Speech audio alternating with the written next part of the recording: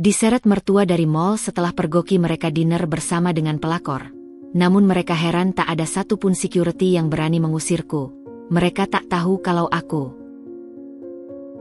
Halo Bunda, semoga Bunda semuanya dalam keadaan sehat dan bahagia ya. Sebelum masuk ke ceritanya, jangan lupa nyalakan subtitle dan absen terlebih dahulu ya. Bunda-bunda semua dari daerah mana saja? Jangan lupa like, komen, dan subscribe channel ini ya. Selamat menonton. Tas kulit berisi proposal Yayan Sangku baru saja kulempar ke sofa Chesterfield di ruang keluarga ketika hidungku langsung menangkap sesuatu yang asing. Aroma itu, halus namun tak bisa disangkal, menggantung di udara ruangan yang seharusnya berisi wangi bunga peoni segar dan buku-buku tua dari perpustakaanku. Aku membeku. Parfum itu. Chanel nomor 5 klasik. Berani. Mahal. Bukan aromaku. Aku lebih menyukai wangi kayu putih dan jeruk nipis yang segar dari Jo Malone. Dan pastinya bukan parfum Bu Tuti, asisten rumah tanggaku yang setia, yang lebih memilih aroma bedak bayi. Hatiku berdegup kencang. Tiba-tiba jadi tidak beraturan. Mas Adi bilang ada meeting darurat dengan klien dari luar kota. Mungkin pulang malam. Sayang, pesan suaranya yang masih tersimpan di ponselku, terdengar biasa saja. Kakiku seolah bergerak sendiri menaiki tangga marmer menuju kamar tidur utama. Penerangan sensor menyala otomatis, menyinari interior yang didominasi warna ivory dan kayu oak. Semuanya tampak rapi, seperti biasa. Tempat tidur king size berbalut satin telah ditata dengan sempurna oleh Bu Tuti. Tapi aromanya lebih kuat di sini. Aku mendekat ke sisi tempat tidur, sisi tempat Mas Adi biasa tidur. Bantalnya sedikit berlekuk. Dan di sana, tersangkut pada lipatan sarung bantal satin berwarna krem, sehelai rambut panjang. Aku mengambilnya dengan hati-hati, ujung jariku gemetar. Rambut itu berwarna coklat muda, hampir keemasan di bawah lampu. Lurus dan halus seperti sutra. Sangat berbeda dengan rambut ikalku yang hitam legam dan cenderung berombak.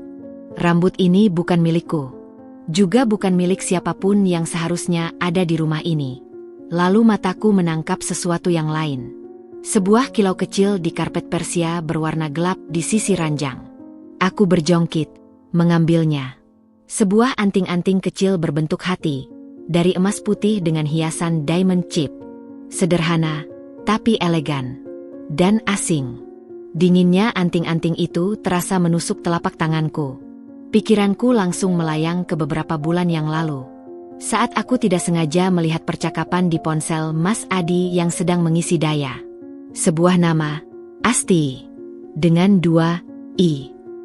Pesannya singkat, "Terima kasih untuk semalam, Mas. Antingnya ketinggalan nih di mobil ya? Hehe." Saat itu, Mas Adi dengan enteng menjawab, "Itu Asti, asisten baru di kantor. Lagi proses perceraian, jadi mungkin butuh perhatian. Aku cuma bantu-bantu. Din, kamu tahu kan aku?" Aku mempercayainya. Karena itu Mas Adi, suamiku selama 7 tahun. Pria yang dulu memintaku dengan mata berkaca-kaca di depan makam ayahku, berjanji akan melindungiku dan semua yang ayah tinggalkan. Tapi sekarang, sehelai rambut dan sebuah anting yang ketinggalan, itu berbicara lebih keras daripada semua janji manis. Aku meremas anting itu di telapak tanganku hingga lekukannya meninggalkan bekas kemerahan. Rasa mual tiba-tiba menyerang. Dunia di sekelilingku seperti bergoyang. Aku berpegangan pada tiang ranjang untuk menahan tubuhku yang tiba-tiba lemas. Ini bukan lagi dugaan atau bisikan hati yang cemas. Ini adalah bukti fisik. Nyata. Menghunjam. Dengan napas tersengal, aku berjalan ke lemari pakaian Mas Adi. Kutarik laci tempat dia menyimpan dasi-dasi mahalnya. Aromanya semakin kuat di sini. Aku membongkar isi lacinya dengan kasar. Dasi-dasi sutra berjatuhan ke lantai. Dan di balik tumpukan dasi, kutemukan lagi sehelai skarf sutra tipis berwarna merah muda. Dengan pola yang sama sekali tidak sesuai dengan selera Mas Adi yang maskulin. Skarf itu masih menyisakan aroma parfum yang sama. Di depan cermin lemari pakaian, bayanganku sendiri menatap balik. Dinda, 32 tahun, pewaris tunggal grup Kencana, terlihat seperti orang asing yang tersesat di rumahnya sendiri. Mata yang biasanya penuh percaya diri kini kosong. Bibir yang biasa tersenyum sekarang bergetar. Air mata belum juga jatuh. Yang ada justru kebekuan aneh di dada. Seperti danau yang membeku di tengah badai. Rasa sakit itu masih ada. Tapi tertahan di balik lapisan es yang tiba-tiba membentuk perisai di sekeliling hatiku. Aku berjalan menuju jendela. Melihat halaman depan yang diterangi lampu taman. Mobil Mas Adi tidak ada. Dia masih di meetingnya. Dengan gerakan lambat dan pasti, aku mengambil ponselku. Aku membuka sebuah aplikasi yang jarang kusentuh. Aplikasi keamanan rumah yang terhubung dengan semua CCTV. Dengan jari yang dingin, aku memutar ulang rekaman siang ini. Jam 13.47. Sebuah taksi online berhenti di depan. Seorang wanita dengan gaun putih turun. Rambut coklat muda lurus terurai. Asti. Dia melangkah percaya diri menuju pintu utama, memasukkan kode yang hanya diketahui keluarga inti. Dia masuk. Jam 15.23. Dia keluar, rambutnya sedikit acak-acakan, tapi senyumnya lebar dan puas. Hampir 4 jam. Di rumahku. Di kamarku. Angka-angka waktu itu berkedip di layar. Setiap digitnya seperti palu godam yang menghantam sisa-sisa ilusi tentang pernikahanku. Aku mematikan ponselku. Ruangan kembali senyap, hanya diisi oleh detak jantungku yang masih keras dan aroma parfum asing yang seolah mengejek. Ini baru awal, Dinda. Bisikku pada bayangan sendiri di kaca jendela yang sudah gelap. Baru bukti pertama. Es di dadaku mulai mengkristal, berubah menjadi sesuatu yang keras dan tajam. Air mata itu akhirnya jatuh juga. Satu tetes, dingin seperti es yang mencair. Tapi itu bukan air mata kelemahan. Itu adalah air mata pelepasan terakhir sebelum sebuah tekad baru lahir. Dengan tenang, aku membungkus rambut dan anting-anting itu dengan tisu, menyimpannya di dalam laci meja tulisku, terkunci. Scarf sutra itu kumasukkan ke dalam plastik klip. Bukti. Malam itu, aku tidur di kamar guest room. Dan untuk pertama kalinya dalam 7 tahun, tempat tidurku terasa luas, sepi, dan menyenangkan. Karena di tengah kesepian itu, benih sebuah rencana mulai tumbuh. Rencana untuk tidak lagi menjadi korban, tapi menjadi seorang hakim bagi pengkhianatan yang terjadi di rumahku sendiri. Aroma parfum asing itu masih menggantung, tapi kini aromanya seperti menjadi pengingat, bahan bakar untuk api yang baru saja kukobarkan dalam diam. Api yang akan membakar semua kebohongan, dan mungkin juga sisa-sisa cinta yang ternyata rapuh. Matahari pagi menusuk lembut melalui tirai kain linen di kamar guest room. Aku terbangun bukan karena bunyi alarm, tapi karena hening yang terlalu pekat. Keheningan itu mengingatkanku pada kejadian semalam. Aroma parfum, sehelai rambut, anting, dan rekaman CCTV yang bisu tapi bicara banyak. Rasa mual masih menggelayut di kerongkongan, tapi kebekuan di dadaku sudah membentuk sebuah resolusi yang dingin. Mas Adi sudah pergi ketika aku turun ke ruang makan. Bu Tuti dengan wajah penuh simpati. Sepertinya dia sudah tahu, mungkin dari tatapanku yang kosong atau dari fakta bahwa aku tidur di kamar lain, menyuguhkan teh hijau hangat. Tadi pagi Mas Adi bilang ada rapat penting lagi. Bu, minta sarapannya dibungkus. Lapor Bu Tuti sambil mengatur mangkuk buah. Aku mengangguk pelan. Baik, Bu Tuti. Terima kasih. Suaraku terdengar datar, jauh. Tidak seperti biasanya. Bu Tuti melirikku dengan khawatir sebelum mengangguk dan kembali ke dapur. Setelah menyesap teh, aku berjalan ke ruang kerjaku di sayap timur rumah.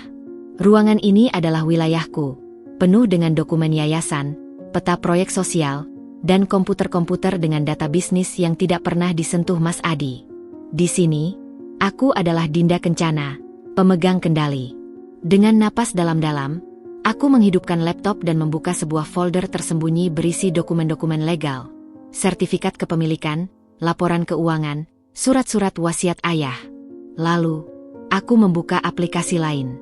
Aplikasi pelacak yang diam-diam kuisutuhkan di mobil Mas Adi setahun lalu, setelah dia beberapa kali terlambat pulang dengan alasan yang kurang meyakinkan.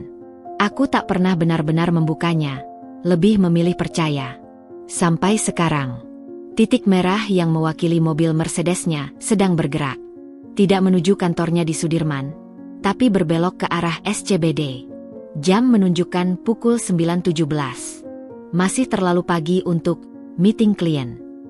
Tanpa berpikir panjang, aku berdiri. Bu Tuti, aku ada keperluan keluar. Mungkin seharian, kataku sambil mengambil tas tangan sederhana dan kunci mobil Porsche Cayenneku yang jarang kupakai. Mau antar sopir, Bu? Tidak. Aku nyetir sendiri hari ini. Perjalanan menuju SCBD terasa seperti adegan film. Tanganku memegang kemudi dengan kuat, tapi pikiranku melayang entah kemana. Apa yang akan kulihat? Apakah aku siap? Tapi rasa ingin tahu dan kebutuhan untuk menghadapi kenyataan, betapapun pahitnya, mengalahkan segalanya. Aku memarkir mobil di basement sebuah gedung perkantoran megah, tidak jauh dari alamat kantor Mas Adi. Dari sini, aku punya jarak pandang yang cukup baik ke lobi utama. Aku memakai kacamata hitam besar dan syal, meski rasanya sia-sia. Siapa yang akan mengenaliku di sini? Menunggu.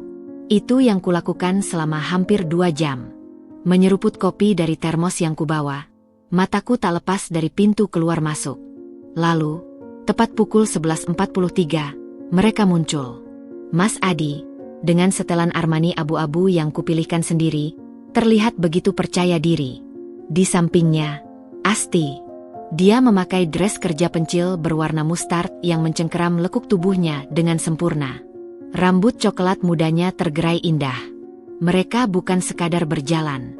Mereka sedang tertawa. Asti menceritakan sesuatu. Tangannya yang mungil sesekali menyentuh lengan Mas Adi. Dan Mas Adi, dia tersenyum. Senyum lepas, santai. Senyum yang sudah lama tidak kulihat di rumah. Senyum yang dulu selalu dia persembahkan untukku. Sakit. Ya, sakit itu datang lagi, seperti pisau tumpul yang menyayat dada. Tapi lebih dari itu, yang muncul adalah amarah yang dingin. Amarah karena melihat kebohongan itu dipamerkan dengan begitu vulgar di tengah terang benderang. Mereka berhenti di pinggir jalan, sepertinya menunggu taksi atau driver. Asti melirik ke arah Mas Adi, matanya berbinar. Lalu, dengan gerakan yang begitu natural, seolah sudah dilakukan ribuan kali, tangan Mas Adi bergerak. Bukan menyentuh punggung seperti yang kulihat di rekaman lama, tapi lebih jauh. Tangannya dengan lembut membetulkan sehelai rambut Asti yang tertiup angin. Jari-jarinya bersentuhan dengan pelipisnya. Sebuah gesture yang intim, personal. Gesture seorang suami, atau seorang kekasih. Asti tersenyum malu-malu, menunduk. Mas Adi membalas senyumannya. Dan untuk sesaat, dunia di sekitar mereka seolah menghilang. Aku mengabadikan momen itu dengan kamera ponselku. Zoom in. Klik. Klik, klik. Setiap bunyi shutter virtual terasa seperti pukulan.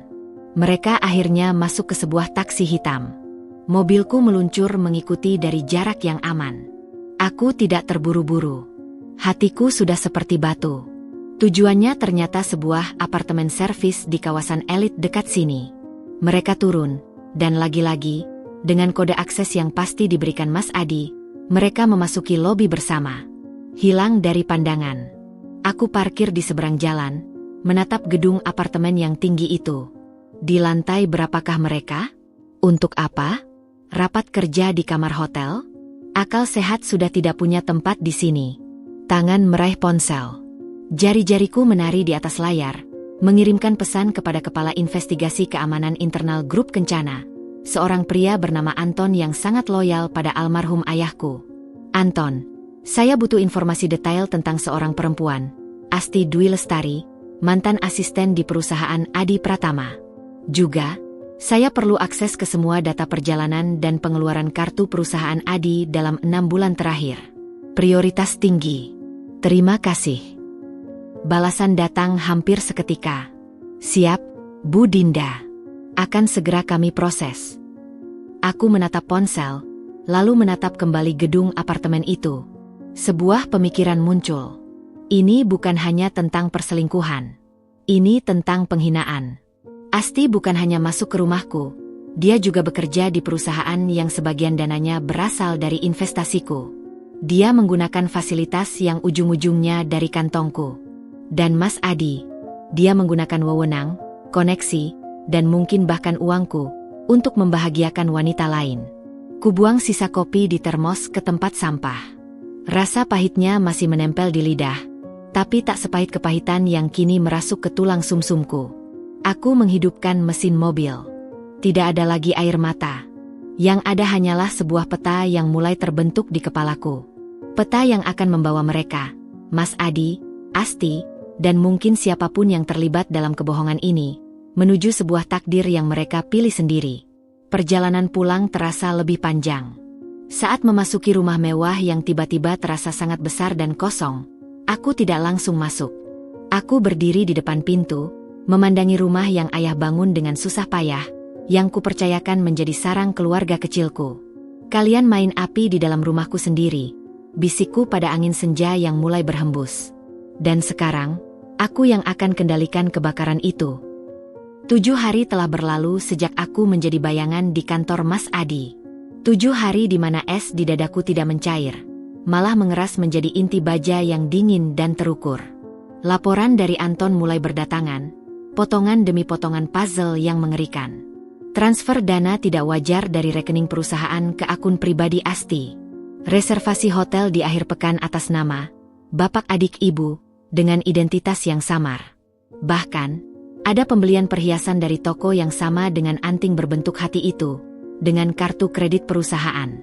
Setiap lembar laporan itu seperti pukulan, tapi aku sudah kebal.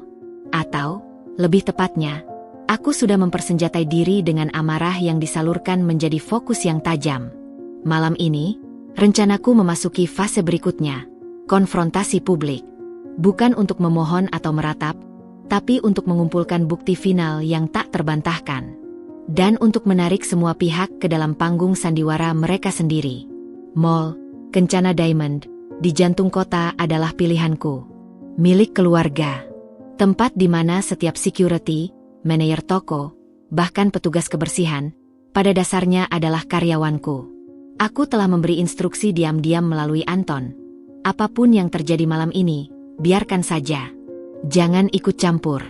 Rekam semuanya. Dengan kerudung bermotif geometris yang menutupi sebagian wajah dan kacamata hitam oversized, aku duduk di food court tingkat 3. Dari balik pot tanaman Fiddle Leaf Fig yang besar, pandanganku langsung tertuju pada meja di sudut yang agak tersembunyi, dekat dengan dinding kaca yang menghadap ke kota. Meja itu telah kureservasi untuk mereka, atas nama Bapak Adi, tentu saja, dengan petunjuk spesial, meja romantis dengan privasi maksimal. Ironi yang pahit. Dan mereka datang. Mas Adi, dalam kemeja lengan pendek kasual bermerek yang kukenali sebagai hadiah ulang tahunnya dariku setahun lalu. Tangannya dengan santai menggendong pinggang Asti, yang mengenakan the little red dress, gaun merah yang sederhana tapi mematikan, menempel sempurna di tubuhnya. Dia tersenyum, mata berbinar-binar seperti remaja yang sedang jatuh cinta. Mereka duduk berhadapan. Ponselku, yang diletakkan di antara dedaunan palsu, sudah merekam. Makanan mereka datang. Mereka berbagi wine. Asti terkikik ketika Mas Adi menyuapinya sepotong steak. Tangannya kemudian meraih tangan Mas Adi di atas meja. Jari-jari mereka saling terkait. Aku zoom in. Klik. Ekspresi Mas Adi yang penuh kasih sayang itu sangat asing. Dia hampir tidak pernah memandangku seperti itu lagi. Aku menarik napas dalam. Saatnya. Anton telah memberitahu bahwa Bu Darwis, ibu mertuaku, sedang berada di mall yang sama, tepatnya di butik favoritnya di lantai dasar. Sebuah pesan, anonim, telah dikirimkan ke ponselnya. Bu, Mas Adi sedang dinner mesra dengan wanita lain di food court lantai 3, dekat dinding kaca. Saya tidak tega melihat ibu dibohongi. Aku menghitung waktu. 15 menit kemudian, keriuhan biasa di food court tiba-tiba terpecah oleh langkah kaki yang cepat dan penuh amarah. Bu Darwis, dengan wajah yang merah padam dan tas branded terkulai di siku, muncul bagai badai.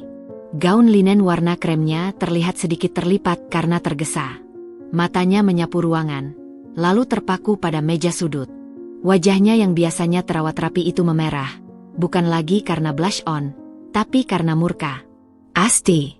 Kau benar-benar kurang ajar, teriaknya, suaranya melengking memecah gemericik air mancur dan percakapan pengunjung lain.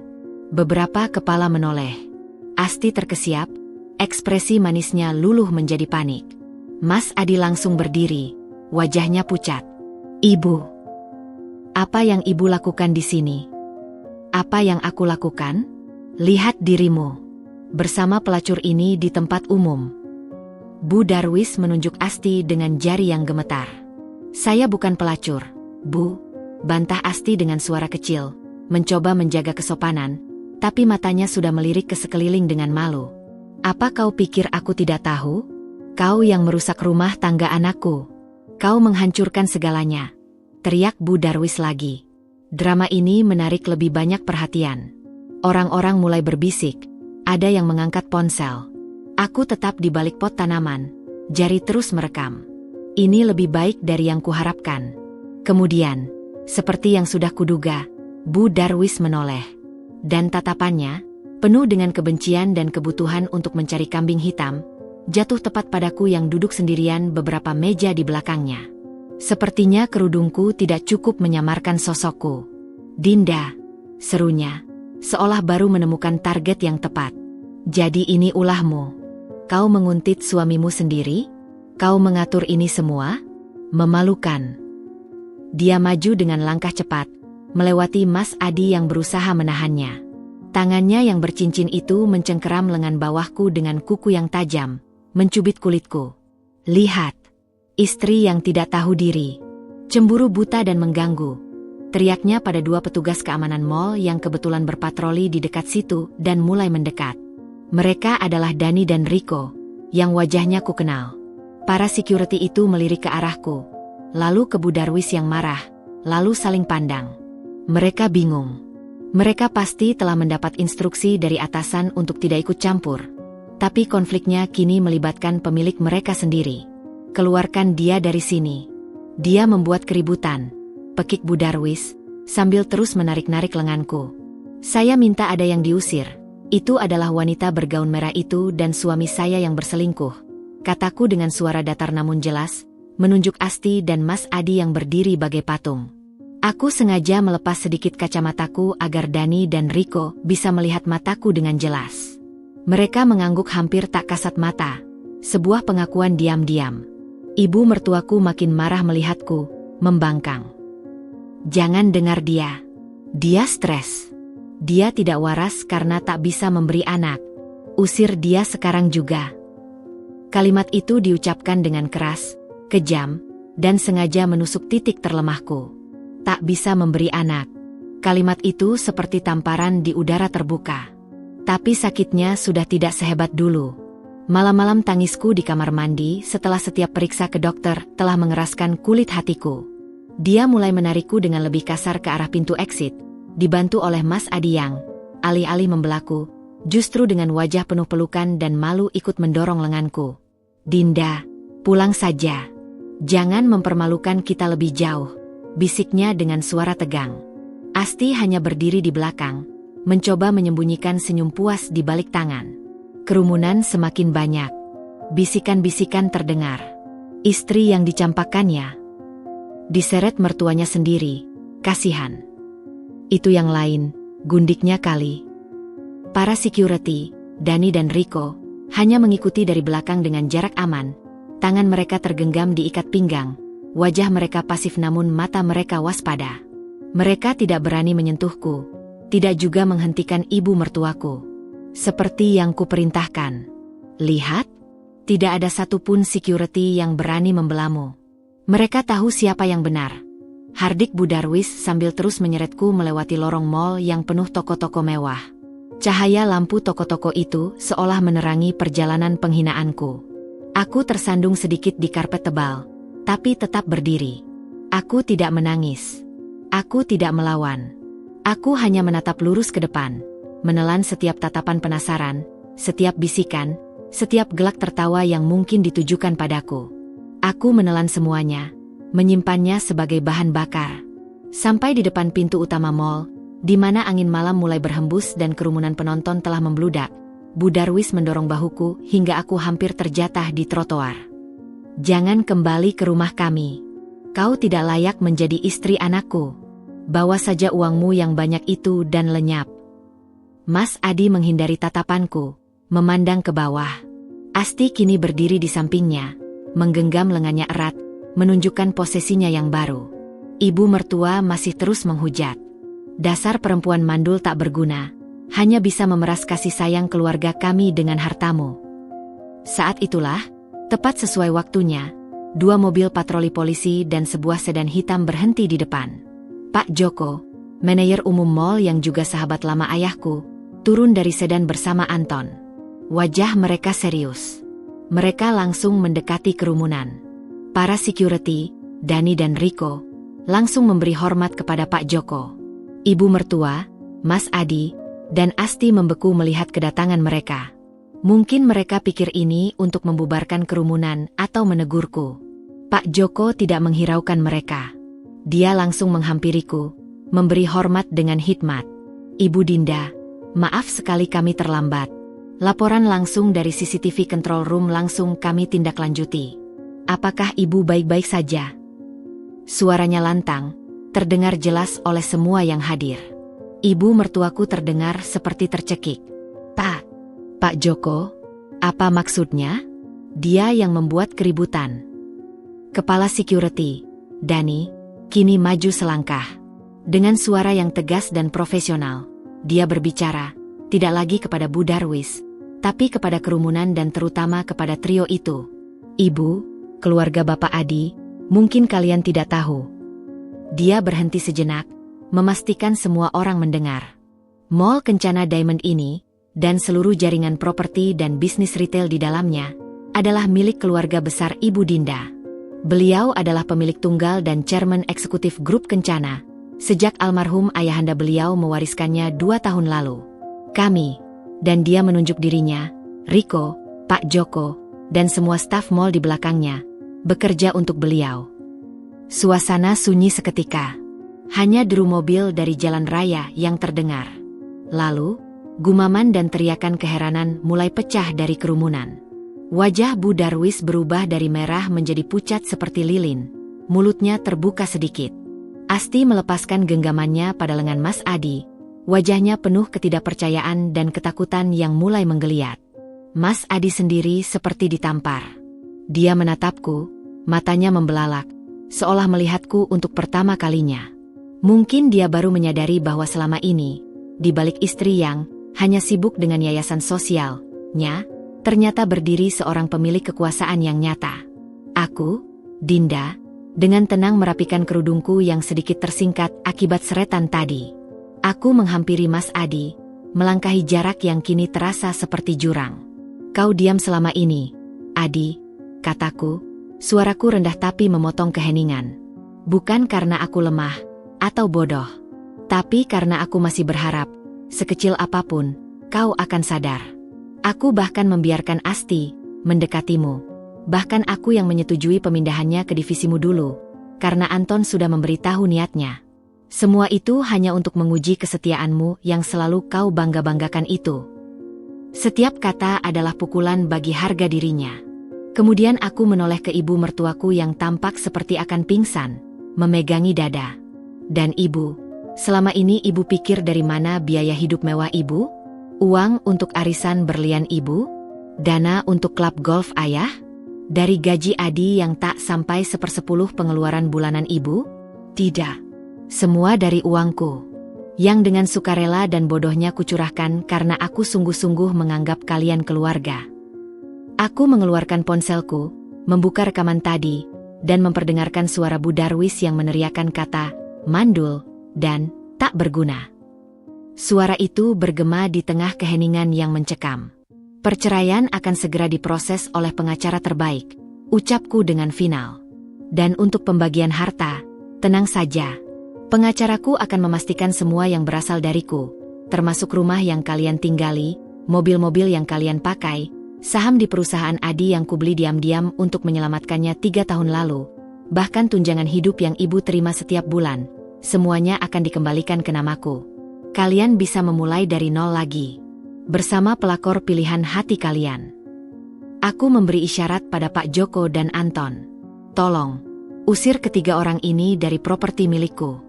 Dan masukkan mereka dalam daftar blacklist permanen untuk semua mall, hotel, dan properti lain di bawah naungan grup Kencana. Tanpa menunggu lagi, aku berbalik. Langkahku mantap meninggalkan mereka yang berdiri bagai 3 patung di tengah pusaran rasa malu, syok, dan kekalahan yang telak. Anton segera membukakan pintu mobil sedan hitam itu untukku, sementara Pak Joko dan Dani dengan sigap mulai membubarkan kerumunan dan menghadang trio itu. Sebelum masuk ke mobil, untuk terakhir kalinya, aku menoleh. Aku melihat Mas Adi tertunduk, Asti menangis, dan Bu Darwis ditopang oleh security karena kakinya lunglai. Mereka heran tak ada satupun security yang berani mengusirku. Mereka tak tahu kalau aku adalah ratu di kerajaan yang selama ini mereka anggap sebagai hak mereka. Dan kini, ratu itu baru saja menarik kembali semua tanah yang mereka injak.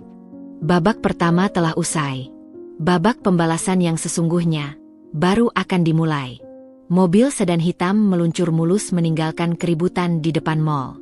Di dalamnya, udara dingin AC terasa menusuk tulang. Anton duduk di samping sopir, sesekali melirikku melalui kaca spion. Dia tahu lebih baik daripada mengucapkan kata-kata kosong. Anton, suaraku pecah dalam keheningan. Pastikan rekaman tadi, audio dan video, tersimpan dengan aman di server utama. Dan buatkan klip yang jelas, terutama bagian di mana Bu Darwis mengatakan aku mandul dan tak berguna, serta bagian di mana Adi ikut mendorongku. Sudah dipersiapkan, Bu Dinda. Tim IT sedang bekerja, jawabnya singkat dan profesional. Aku mengangguk, menatap keluar jendela. Gemerlap lampu kota terlihat seperti bintang-bintang yang jatuh, indah namun jauh. Tubuhku masih bergetar halus, bukan karena ketakutan, tapi karena pelepasan adrenalin setelah pertunjukan besar tadi. Namun di balik ketenangan yang kubuat, ada satu hal yang mengganjal. Bagaimana reaksi mereka di rumah nanti? Apakah akan ada sisa-sisa penyesalan? Atau justru amarah yang lebih membara? Rumah di kawasan Pondok Indah itu tampak gelap dan sunyi ketika aku tiba. Hanya lampu taman dan lampu lorong yang menyala. Bu Tuti, yang pasti sudah mendengar kabar dari staf lain, menungguku di pintu dengan wajah tegang dan secangkir chamomile tea. Bu Dinda. Suaranya bergetar. Terima kasih, Bu Tuti. Silakan beristirahat. Apapun yang terjadi malam ini, tolong tetap di kamar. Pintaku lembut namun tegas. Dia mengangguk patuh dan segera menghilang ke sayap belakang. Aku berjalan ke ruang keluarga, tidak menyalakan lampu utama, hanya lampu baca di sudut ruangan yang kuaktifkan. Aku duduk di sofa, menatap gelas berisi teh yang menguap pelan. Inilah panggung berikutnya. Aku menunggu. Tidak butuh waktu lama. Kurang dari setengah jam kemudian, suara mobil yang melaju kencang dan rem mendadak terdengar dari depan. Pintu depan terbanting. Langkah kaki berat dan terburu-buru menggema di lobi marmer. Dinda. Diinda. Suara Mas Adi. Penuh amarah, bercampur kepanikan. Dia muncul di pintu ruang keluarga, wajahnya masih pucat dari kejadian di mall, tapi kini dihiasi dengan kemarahan yang meledak. Bajunya tidak lagi rapi, dasinya longgar. Apa maksudmu semua itu? Teriaknya, menghampiriku. Mempermalukanku dan ibuku di depan umum. Menyebut Asti pelakor. Kau pikir dengan uangmu kau bisa merendahkanku seperti itu? Aku mendongak, memandangnya dengan tenang. Duduk, Adi. Duduk. Kau suruh aku duduk setelah kau menghancurkan segalanya. Tangannya menunjuk-nunjuk ke arahku. Kau yang menghancurkan segalanya, ucapku datar. Dengan membawa perempuan lain ke rumah kita, ke tempat tidur kita. Dia terdiam sejenak, napasnya tersengal. Itu tidak seperti yang kau kira. Tidak. Aku meraih tablet yang sudah kusiapkan di samping sofa. Dengan beberapa ketukan, aku menampilkan slide pertama. Foto mereka berdua keluar dari apartemen servis, jam dan tanggal tertera jelas. Ini salah kira. Adi membeku. Slide kedua, print out transaksi kartu kredit perusahaan untuk pembelian perhiasan dan reservasi hotel weekend. Ini juga. Wajahnya semakin pucat. Slide ketiga, screenshot percakapan WhatsApp antara dia dan Asti, yang berhasil diambil oleh tim IT Anton dari backup lama ponselnya. Isinya mesra, penuh janji, dan celaan halus tentang si mandul di rumah. Atau ini? Apakah ini juga salah kira, Adi? Dia seperti kehabisan napas. Tubuhnya lunglai, dan akhirnya dia pun jatuh terduduk di kursi di seberangku, kepala tertunduk. Kau menguntitku? Menyadapku. Melindungi apa yang menjadi hakku, koreksiku. Dan ternyata, yang perlu dilindungi justru dari orang terdekat. Suasana hening sejenak, hanya diisi oleh detak jam dinding. Lalu, dari pintu, muncul sosok lain. Bu Darwis. Dia terlihat 10 tahun lebih tua. Make up-nya luntur, mata bengkak, langkahnya goyah. Melihatku, ekspresinya berubah dari kepayahan menjadi kebencian lagi. Kau tega, Dinda, desisnya. Mempermalukan keluarga besarmu sendiri di depan orang banyak. Apa dosa kami sampai kau perlakukan seperti itu? Aku menatapnya, rasa iba yang singkat segera tenggelam oleh kenangan teriakannya yang kejam tadi. Dosa ibu? Membiarkan, bahkan mungkin mendukung, anak ibu berselingkuh. Menghinaku dengan kata-kata paling rendah di depan publik. Dan selama ini, hidup dari kemurahan hatiku sambil memandangku dari atas karena aku tak bisa memberi cucu. Aku berhenti sejenak. Itu cukup berat, Bu. Ibu hanya ingin Adi bahagia. Bantahnya, air mata mulai menetes lagi, kali ini air mata kemarahan yang tersisa. Kau pikir dengan uangmu kau bisa membeli segalanya? Membeli kasih sayang suamimu? Lihat dirimu. Dingin. Sibuk dengan urusanmu sendiri. Adi butuh seorang istri yang hangat, yang bisa memberinya keturunan. Kalimat itu seperti pisau yang sama yang dia tusukkan tadi. Tapi sekarang di ruangan privat ini, justru lebih menyakitkan bagi Adi. Ibu, cukup, teriak Adi tiba-tiba, suaranya parau. Dia menatap ibunya dengan mata penuh penderitaan. Ini antara aku dan Dinda. Ini menyangkut nama baik keluarga kita. Adi, dia akan mengambil segalanya. Rumah ini, mobil, semuanya, teriak Bu Darwis histeris. Karena semuanya memang milik Dinda dari awal. Bu, pekik Adi, meledak. Kau pikir gajiku cukup untuk gaya hidup kita? Untuk biaya pengobatan ayah? Untuk tas-tas branded MU? Semua dari Dinda. Dan kita mengkhianatinya. Pengakuan itu keluar dari mulutnya sendiri. Ruangan kembali hening. Bu Darwis terlihat seperti ditampar. Dia menatap anaknya, lalu menatapku, seolah baru menyadari betapa dalam lubang yang mereka gali. Aku mengambil kesempatan itu. Dengan tenang, aku berdiri. Percakapan ini sudah cukup jelas, ucapku. Besok, pengacaraku akan mengirimkan dokumen praperceraian dan daftar aset yang akan ditarik kembali. Kalian punya waktu 3 hari untuk mengosongkan rumah ini. Semua barang pribadi kalian boleh dibawa. Tapi semua yang dibeli dengan uangku, mulai dari perabot, perhiasan, hingga pakaian bermerek dengan tag di atas 10 juta, harus ditinggalkan untuk proses inventaris. Bu Darwis terisak. Kemana kami harus pergi? Itu bukan urusanku lagi, jawabku tanpa tedeng aling-aling. Kalian bisa ke rumah kontrakan, ke Asti, atau kemanapun. Tapi ingat, aku menatap Mas Adi langsung, perusahaanmu yang sedang sekarat itu akan segera mendapat pemeriksaan pajak dan audit penuh minggu depan, seperti yang sudah kujadwalkan. Dan Asti, aku sedikit tersenyum sinis, hutang-hutang judi online-nya yang selama ini kau tutupi dengan uang perusahaan akan segera jadi masalah besar baginya. Dan bagimu, karena kau yang menandatangani jaminannya. Wajah Adi berubah horor. Dinda, jangan. Sudah terlambat untuk jangan. Adi, potongku. Kalian memilih jalan ini. Sekarang, jalani konsekuensinya. Aku berjalan meninggalkan ruangan. Di tangga, aku berhenti. Aku akan tidur di kamar guest room lagi malam ini. Besok pagi, aku ingin kalian sudah tidak ada di ruang makan saat aku sarapan. Good night. Langkahku menaiki tangga terasa ringan, seolah beban 7 tahun pernikahan akhirnya terlepas.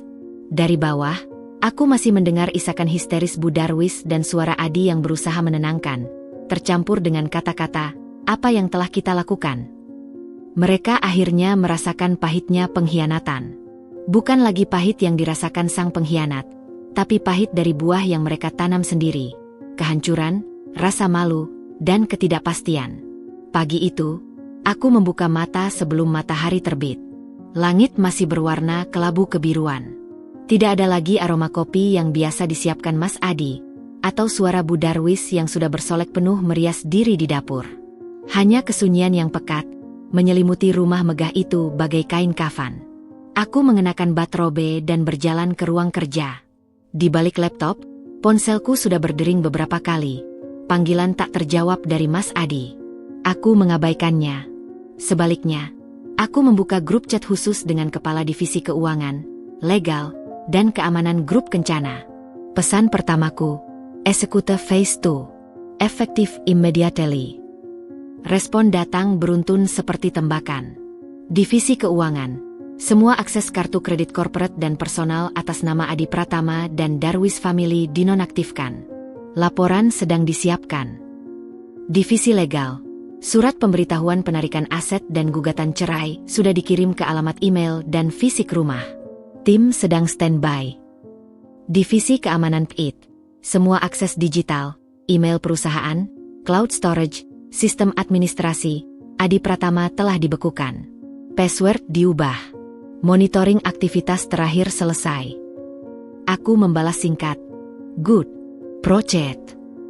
Lalu, aku mengambil ponsel pribadiku dan mulai mengetik pesan personal. Untuk Bu Tuti, di kamarnya, Bu Tuti. Mulai hari ini saya akan mengurus kebutuhan rumah sendiri untuk sementara. Saya beri ibu cuti berbayar 3 bulan. Sopir dan asisten rumah tangga lainnya juga. Tolong sampaikan dan pastikan mereka menerima pesan ini. Terima kasih atas segala jasanya. Untuk Anton, pastikan semua kendaraan yang terdaftar atas nama perusahaan atau saya, kecuali satu yang akan saya pakai, dikunci dan dipindahkan ke garasi kantor pusat hari ini juga. Cabut akses parkir mereka. Untuk manajer bank, tolong bekukan semua rekening joint account dengan Adi Pratama. Transfer seluruh dana ke rekening pribadi saya yang baru. Tolong juga batasi akses terhadap Safe Deposit Box nomor 07, hanya dengan otorisasi saya pribadi. Setiap pesan yang terkirim adalah sebuah kunci yang berputar, mengunci satu persatu pintu kemewahan dan kemudahan yang selama ini mereka nikmati. Aku bisa membayangkan kekacauan yang akan segera menyusul. Tepat pukul 7.30, seperti yang kuperintahkan, ruang makan kosong. Aku menyantap roti panggang dan buah sendiri, ditemani laporan pasar pagi di tablet. Tenang. Lalu, pada pukul 8.15, badai itu akhirnya datang. Akses kartu kredit saya ditolak. Teriak Bu Darwis dari lantai atas, suaranya nyaring dan panik. Saya mau beli obat untuk ayahmu, Adi. Aku juga tidak bisa masuk ke email kantor, sahut Mas Adi, suaranya tegang. Dan mobilnya tidak bisa starter. Katanya immobilizer aktif. Aku mendengar langkah cepat menuruni tangga. Mereka berdua muncul di pintu ruang makan, masih dengan baju tidur. Wajah mereka kusut, mata berkantung. Dinda, apa yang kau lakukan? Tanya Mas Adi, mencoba bersikap tegas tapi gagal. Suaranya pecah. Aku menyeruput tehku perlahan. Melindungi aset saya. Seperti yang saya bilang semalam. Tapi, kami butuh mobil untuk kemana-mana. Ibu butuh beli obat. Aku harus ke kantor. Protesnya. Kalian punya kaki. Atau, pesan taksi online. Jawabku dingin. Mengenai kantormu, sudah saya beritahu Dewan Komisaris tentang ketidakteraturan keuangan yang dilakukan Direktur Utama. Kamu mungkin akan mendapat panggilan untuk diberhentikan dengan hormat hari ini juga. Wajahnya menjadi putih. Kau menghancurkanku. Kau menghancurkan dirimu sendiri, Adi. Saya hanya mempercepat prosesnya. Bu Darwis menghampiri, tangannya meraih ujung meja. Dinda, tolong. Ibu minta maaf. Kata-kata ibu kemarin. Ibu tidak bermaksud. Ibu sedang kesal. Tapi obat untuk ayahnya Adi, dia benar-benar butuh. Untuk pertama kalinya, ada nada merengek dalam suaranya. Nada yang tak pernah kudengar sebelumnya. Tapi hatiku sudah membatu. Resepnya ada? Saya bisa minta asisten pribadi saya membelikan dan mengantarkannya ke tempat tinggal baru kalian nanti, tawariku, tanpa emosi. Tapi untuk seterusnya, uruslah sendiri. Seperti keluarga biasa. Kami bukan keluarga biasa, teriak Bu Darwis, kembali ke watak aslinya. Kami terbiasa dengan standar hidup tertentu. Standar hidup yang dibiayai oleh uang saya, tegasku, menatapnya tajam. Dan saya memutuskan untuk berhenti membiayainya. Mulai detik ini. Aku berdiri, membawa piring dan cangkir kosongku ke wastafel dapur. Aku mulai membersihkannya sendiri, sebuah aktivitas yang mungkin tak pernah mereka lakukan dalam 10 tahun terakhir. Dari balik punggungku, aku mendengar bisikan terburu-buru dan tangisan histeris yang diredam. Lalu, langkah kaki bergegas kembali ke lantai atas, mungkin untuk mengemasi barang-barang. Pukul 10, Anton datang dengan 2 orang asistennya. Mereka membawa dokumen-dokumen berstempel dan daftar inventaris panjang. Kami di sini untuk proses penarikan aset, Bu, lapor Anton. Dan untuk memastikan tidak ada barang yang terdaftar dalam daftar ini yang dibawa tanpa izin. Aku mengangguk. Silakan. Mereka ada di lantai atas. Keributan tak terhindarkan. Teriakan Bu Darwis yang marah karena Anton meminta tas Hermesnya diperiksa nomor serinya. Suara debat Mas Adi yang berusaha mempertahankan koleksi jam tangannya. Suara itu semua menjadi latar belakang sementara aku duduk di ruang kerja, menyetujui proposal pengembangan yayasan baru untuk anak-anak berkebutuhan khusus.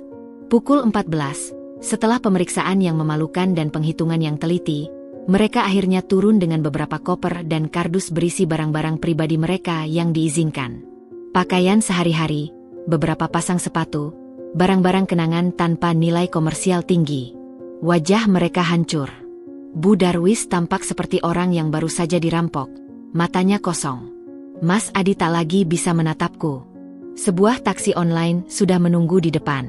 Sopirnya membantu menaikkan barang-barang mereka ke bagasi. Adegan itu sangat kontras dengan kehidupan mewah yang biasa mereka jalani. Sebelum masuk ke taksi, Mas Adi berbalik. Matanya merah. Dinda, tidak adakah sedikit belas kasihan? Untuk semua tahun pernikahan kita. Aku berdiri di balik pintu kaca. Tak keluar. Aku melihatnya melalui kaca yang sedikit berdebu. Kau menunjukkan belas kasihan padaku saat kau mengajak Asti ke ranjang kita. Adi? Tanyaku pelan, yang mungkin tak terdengar olehnya, tetapi terbaca dari gerak bibirku. Dia memalingkan muka, masuk ke taksi dengan bahu tertunduk. Mobil itu meluncur pergi, meninggalkan rumah yang tiba-tiba terasa sangat besar, sangat sunyi, dan sangat bersih dari pengkhianatan. Anton mendekat. Semua sudah beres, Bu. Kami akan jadwalkan tim untuk merapikan dan menginventaris ulang rumah ini. Dan, tim audit sudah berada di perusahaan Bapak Adi. Bagus, jawabku. Dan Anton, pesankan makanan untuk 1 orang dari restoran favorit saya malam ini. Saya rasa saya pantas merayakan kemandirian baru ini. Anton tersenyum kecil, sebuah ekspresi langka di wajahnya yang biasa datar. Tentu, Bu Dinda. Selamat. Aku menutup pintu utama, mengunci semua sistem keamanan. Aku berjalan menyusuri lorong rumah yang hening. Setiap ruangan yang kulewati seolah bernapas lega. Aku berhenti di depan kamar tidur utama. Pintunya terbuka. Aku memandang tempat tidur besar itu, lalu berbalik dan menuju kamar guest room yang lebih kecil, lebih sederhana, tetapi sepenuhnya milikku. Kunci telah diputar. Hidup mereka yang penuh kemudahan telah terkunci mati. Dan hidupku yang baru, yang sepenuhnya di bawah kendaliku, baru saja dimulai. 3 hari setelah pengusiran mereka, rumahku masih terasa seperti kapal yang baru saja kehilangan muatan beracunnya. Sunyi, namun penuh kedamaian.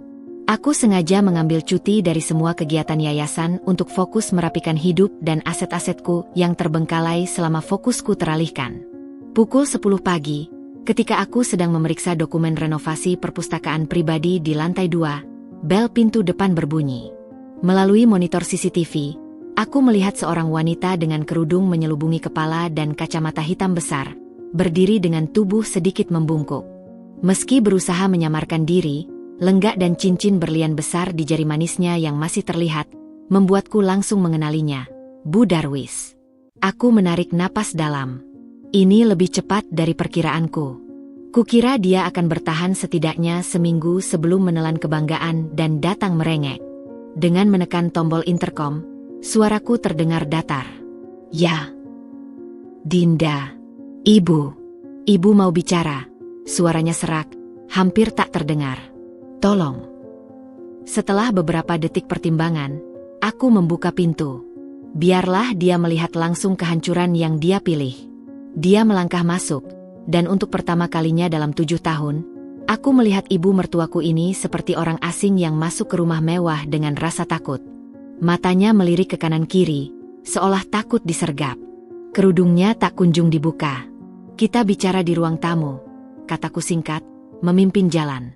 Begitu duduk di sofa yang biasa dia tempati dengan angkuh, tangannya gemetar memegang tas kulit yang sudah usang.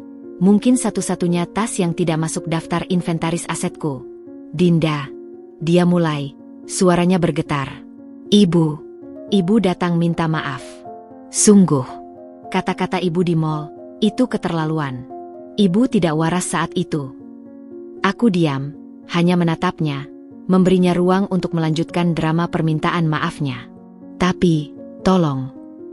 Air mata mulai mengalir, melunturi sisa eyeliner di matanya yang bengkak. "Kami tidak bisa hidup seperti ini. Rumah kontrakan yang Adi sewa itu kecil, kumuh. Airnya sering mati. Ayahnya Adi sakit-sakitan, butuh perawat. Obat-obatannya mahal. Kartu kredit semua ditolak. Bahkan untuk beli makanan sehari-hari pun." Dia terisak. "Gaji Adi?" tanyaku dingin. "Gajinya, setelah dipotong hutang-hutang dan denda karena mundur dari perusahaan, hampir tidak ada. Dan dia bilang, audit yang kau kirimkan membuat semua rekening perusahaan dibekukan. Bahkan untuk bayar gaji pegawai saja susah. Lalu, bagaimana selama ini kalian membiayai gaya hidup mewah itu?" tanyaku, meski sudah tahu jawabannya. Aku ingin mendengarnya langsung dari mulutnya. Dia menunduk, malu. Dari uangmu, Dinda." "Tapi ibu pikir itu wajar. Kau istri anak ibu. Hartamu ya hartanya suamimu. Itu kewajibanmu." Pernyataan feodal itu meluncur begitu saja, mengungkapkan pola pikirnya yang sesungguhnya. Tak ada penyesalan sejati, hanya kepanikan karena sumber dana mengering. "Kewajiban saya?" Suaraku meninggi sedikit, tapi tetap terkendali. "Saya akan ingatkan Anda, Bu. Mari kita lihat kewajiban saya selama ini." Aku mengambil tablet di sampingku, membuka file yang sudah kusiapkan. Selama 5 tahun terakhir, dari rekening pribadi saya, mengalir rata-rata 150 juta per bulan ke rekening Anda dan Pak Darwis. Itu di luar pembayaran langsung untuk premi asuransi kesehatan keluarga, 50 juta bulan, pembayaran tagihan klub golf ayah, 15 juta bulan, pembelian perhiasan dan tas untuk Anda, rata-rata 200 juta tahun, serta renovasi dan perabotan rumah ini yang semua saya tanggung. Angka-angka itu kuucapkan dengan jelas. Wajah Bu Darwis semakin pucat. Belum lagi ketika perusahaan Adi hampir bangkrut 3 tahun lalu, saya menyuntikkan dana segar 5 miliar dari penjualan saham saya di tempat lain. Atas nama cinta dan kewajiban sebagai istri. Aku berhenti, menatapnya dalam-dalam. "Dan sebagai balasannya, Anda mendukung anak Anda berselingkuh, menghina saya di depan publik, dan menyebut saya mandul dan tak berguna." "Tapi ibu sudah minta maaf," teriaknya, histeris lagi. "Apa lagi yang kau inginkan?" "Darah ibu." "Aku ingin keadilan," jawabku tenang. "Dan keadilan itu sedang berjalan. Anda hidup dari kemurahan hati saya, sambil memandang rendah saya. Sekarang, hiduplah dengan kemampuan Anda sendiri. Seperti keluarga biasa, seperti yang Anda bilang saya tidak layak menjadi bagiannya." Dia terdiam, napasnya tersengal-sengal. Lalu, seperti tiba-tiba kehabisan energi, tubuhnya lunglai di sofa. Kami akan mati. Ayahnya Adi butuh perawatan khusus. Kami sudah tua. Ini pilihan Anda, Bu, kataku tanpa sedikit pun keraguan. Anda memilih berdiri di sisi Asti. Mungkin dia yang sekarang bisa memenuhi kewajiban untuk merawat Anda. Mendengar nama Asti, matanya menyala lagi dengan kebencian. Perempuan lacur itu. Dia kabur setelah tahu Adi bangkrut. Hanya mau senang-senang saja. Lagi-lagi, itu pilihan Adi. Dan dukungan Anda. Aku berdiri, pertanda audiensi telah usai. Saya tidak akan menarik kembali aset-aset saya. Itu final. Tapi, sebagai kemanusiaan terakhir, saya akan membayar biaya perawat home care untuk Pak Darwis selama 1 bulan ke depan. Itu saja. Setelah itu, Anda dan Adi harus mencari cara. Dia melihatku, campuran rasa tak percaya, malu, dan putus asa di matanya. Dia mungkin berpikir permintaan maaf dan tangisannya akan meluluhkan hatiku seperti dulu. Tapi Dinda yang dulu sudah mati, digantikan oleh wanita yang telah belajar bahwa air mata bisa menjadi senjata manipulatif. Dinda, ibu sungguh-sungguh menyesal. Bisiknya, kali ini terdengar lebih tulus, mungkin karena sudah di ujung tanduk. Saya tahu Anda menyesal, Bu, jawabku sambil berjalan ke pintu. Tapi bukan karena telah menyakiti saya. Anda menyesal karena sumber uangnya hilang. Itu berbeda. Aku membukakan pintu untuknya. Selamat tinggal, Bu Darwis. Semoga Anda menemukan kedamaian dalam kesederhanaan. Dia berjalan keluar dengan langkah tertatih, tubuhnya yang dulu selalu tegak kini bungkuk. Kerudungnya tertiup angin, memperlihatkan rambutnya yang mulai memutih dan tak terawat. Sebuah pemandangan yang menyedihkan, tapi hati kecilku sudah tak lagi bergetar. Menutup pintu, aku bersandar di baliknya. Pembicaraan tadi bukan untukku. Itu untuknya. Untuk membuatnya mengakui, di hadapanku, betapa rapuhnya kehidupan mewah mereka yang selama ini dibangun di atas pengorbananku. Pengakuan itu adalah bagian dari karma, memaksa mereka melihat diri mereka sendiri tanpa topeng kekayaan pinjaman. Tablet di tanganku masih menyala, menunjukkan angka-angka transfer yang fantastis. Uang yang bisa menyelamatkan ribuan anak melalui yayasanku, tapi selama ini justru menguap untuk membiayai kesombongan dan pengkhianatan sebuah keluarga. Aku mengangkat tablet itu, seolah bersulang. Untuk kehidupan baru, bisikku pada rumah yang sunyi. Dan untuk pelajaran yang sangat mahal. 2 minggu berlalu dalam sunyi yang produktif. Rumah telah berubah total. Perabotan yang penuh kenangan dengan Mas Adi dan keluarganya telah kuganti atau kusimpan di gudang. Kamar tidur utama kini menjadi ruang meditasi dan perpustakaan pribadi.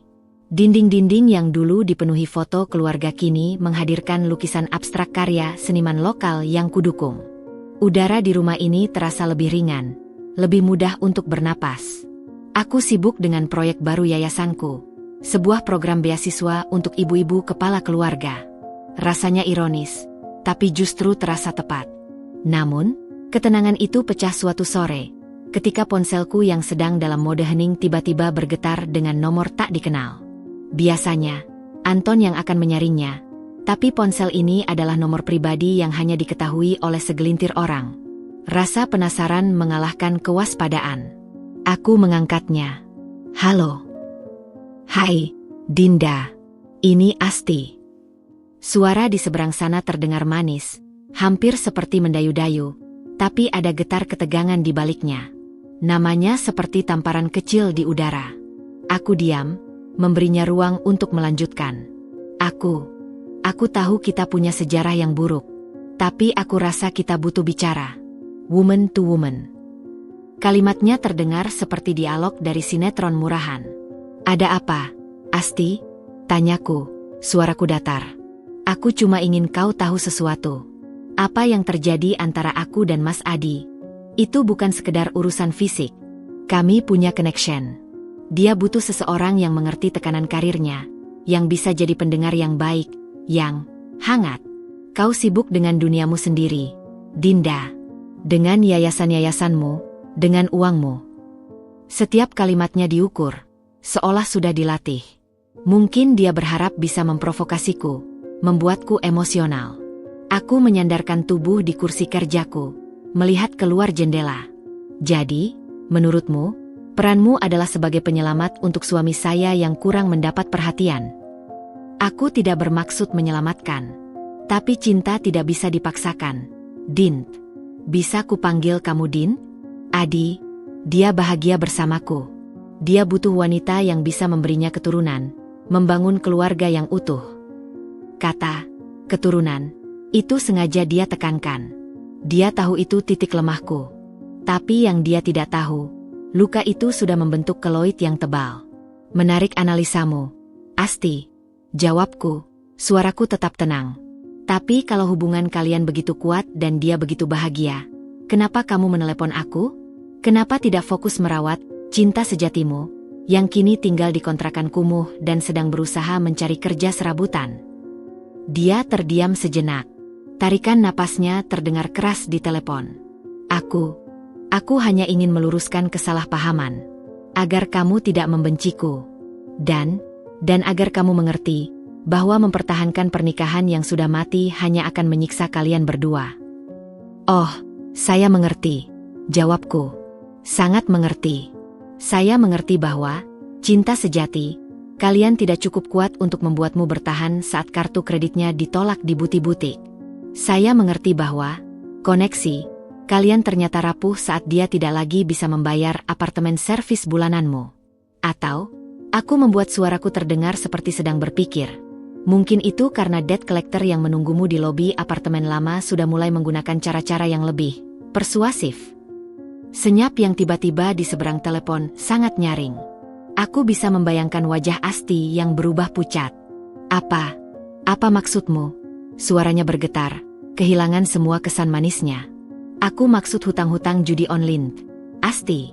Yang selama ini kau tutupi dengan gajimu yang tidak seberapa, dan dengan bantuan dari dana perusahaan yang tidak resmi yang ditandatangani oleh Adi. Debt collector dari 3 tempat berbeda sudah melaporkanmu karena wan prestasi. Totalnya sekitar 750 juta. Ya. Itu bukan urusanmu, teriaknya, pertahanannya runtuh. Menjadi urusanku ketika uang yang dipakai untuk membayar minimum payment MU bulan lalu berasal dari rekening perusahaan yang sebagian dananya adalah investasiku, balasku tajam. Dan sekarang, itu menjadi urusanku karena aku ingin memastikan bahwa wanita penyelamat, seperti kamu mendapatkan konsekuensi yang setimpal. Apakah debt collector itu sudah sampai mendatangi kantormu yang baru? Oh, maaf, aku lupa. Kamu baru dipecat karena ketahuan memanipulasi data penjualan untuk menutupi pinjaman dana kas kecil, bukan? Tangisannya mulai terdengar di telepon. Bukan tangisan manipulatif, tapi tangisan panik yang nyata. Dinda, tolong. Kau kaya raya. 750 juta itu tidak ada artinya bagimu. Tolong, mereka akan menghancurkan hidupku. Mereka mengancam akan menyebarkan fotoku. Foto dari kamar hotel yang juga dibayar dengan kartu perusahaan. Tanyaku dingin. Ironis sekali. Tapi maaf, Asti. Aku bukan amal. Dan satu pelajaran yang kupetik dari semua ini. Jangan pernah berurusan dengan orang yang mempertaruhkan segalanya untuk judi. Mereka akan menyeret siapapun ke dalam lubangnya. Dan Adi sudah cukup menjadi korban. Dia mencintaiku, pekiknya, putus asa. Kalau dia mencintaimu, mungkin dia akan berjuang untukmu sekarang. Tapi sepertinya, dia terlalu sibuk berjuang untuk dirinya sendiri yang hampir bangkrut. Cobalah telepon dia. Lihat apakah cinta sejati, kalian cukup untuk membantumu melunasi hutang 750 juta. Aku mendengar suara terisak yang tak terbendung. Kau benar-benar jahat. Kau tega melihat orang hancur. Aku menarik napas. Kau yang merusak rumah tanggaku. Asti, kau tidur dengan suamiku di ranjangku. Kau menikmati kemewahan dengan uang yang bukan hakmu. Dan sekarang kau meneleponku, bukan untuk minta maaf, tapi untuk menyombongkan cinta kalian dan berharap aku merelakan suamiku? Kau pikir ini permainan apa? Dia tidak menjawab, hanya terus menangis. Nasihatku, lanjutku, suaraku lebih pelan namun tak kalah tajam. Jual saja perhiasan dan tas-tas hasil pemberian Adi itu. Mungkin cukup untuk melunasi sebagian. Lalu, carilah pekerjaan yang jujur. Dan tinggalkan Adi. Dia sudah kehilangan segalanya karena bersamamu. Biarkan dia setidaknya mencoba bangkit tanpa beban tambahan. Aku tidak punya pilihan lain, ratapnya. Kita selalu punya pilihan. Asti, kau memilih untuk menjadi pelakor. Sekarang, pilihlah untuk menjadi dewasa dan bertanggung jawab. Tanpa menunggu responnya lagi, aku menutup telepon. Tanganku tidak gemetar. Justru ada rasa lega. Telepon tadi mengonfirmasi sesuatu. Asti bukanlah pihak yang kuat. Dia hanya parasit oportunistik yang mencari tuan yang bisa membiayai gaya hidup dan hutang-hutangnya. Dan kini, ketika tuannya jatuh miskin, dia panik mencari jalan lain, termasuk mencoba memanipulasi diriku. Aku memandang ponselku. Lalu, dengan beberapa ketukan, aku mengirim pesan singkat kepada Anton. Beritahu debt collector yang terdaftar resmi, bahwa Asti akan mencoba melunasi hutangnya secara bertahap. Jangan beri ruang untuk negosiasi yang tidak wajar, tapi tegaskan bahwa cara-cara kekerasan atau penyebaran foto akan dilaporkan ke polisi. Bukan karena aku baik hati, tapi karena aku ingin dia menderita dengan cara yang benar. Bekerja keras melunasi hutangnya sendiri, setiap hari diingatkan akan kesalahan dan keserakahannya. Itu karma yang lebih panjang dan lebih menyakitkan daripada sekadar dipukuli debt collector. Ketenangan seolah menjadi barang mewah yang tidak bertahan lama. Seminggu setelah telepon dari Asti, Anton datang ke rumah dengan wajah yang lebih serius dari biasanya. Dia membawa tablet dan sejumlah dokumen. Ada perkembangan, Bu Dinda. Laporannya sambil duduk di hadapanku di ruang kerja. Mereka tidak tinggal diam. Ceritakan, pintaku, menutup laptop. Bapak Adi, dengan bantuan ibunya, telah menghubungi firma hukum Maya Partners. Anton membuka sebuah file. Firma ini dikenal cukup agresif, khususnya dalam kasus perceraian dengan aset besar dan isu mental cruelty atau kekejaman psikologis. Aku mengangkat alis. Mental cruelty? Mereka yang berselingkuh, tapi menuduh saya melakukan kekejaman psikologis. Sepertinya begitu, Bu. Dari informasi yang kami dapatkan, Anton berhenti sejenak, memastikan aku siap. Mereka sedang mengumpulkan saksi. Beberapa di antaranya adalah mantan karyawan di yayasan ibu yang pernah diberhentikan karena penyimpangan dana. Juga, ada tetangga di kompleks ini yang mungkin bisa diyakinkan untuk bersaksi tentang sikap dingin dan menjauhi pergaulan ibu. Aku menghela napas. Jadi inilah rencana mereka. Menyerang balik dengan menjatuhkan karakter. Klasik. Saksi-saksi itu diberi apa? Tanyaku.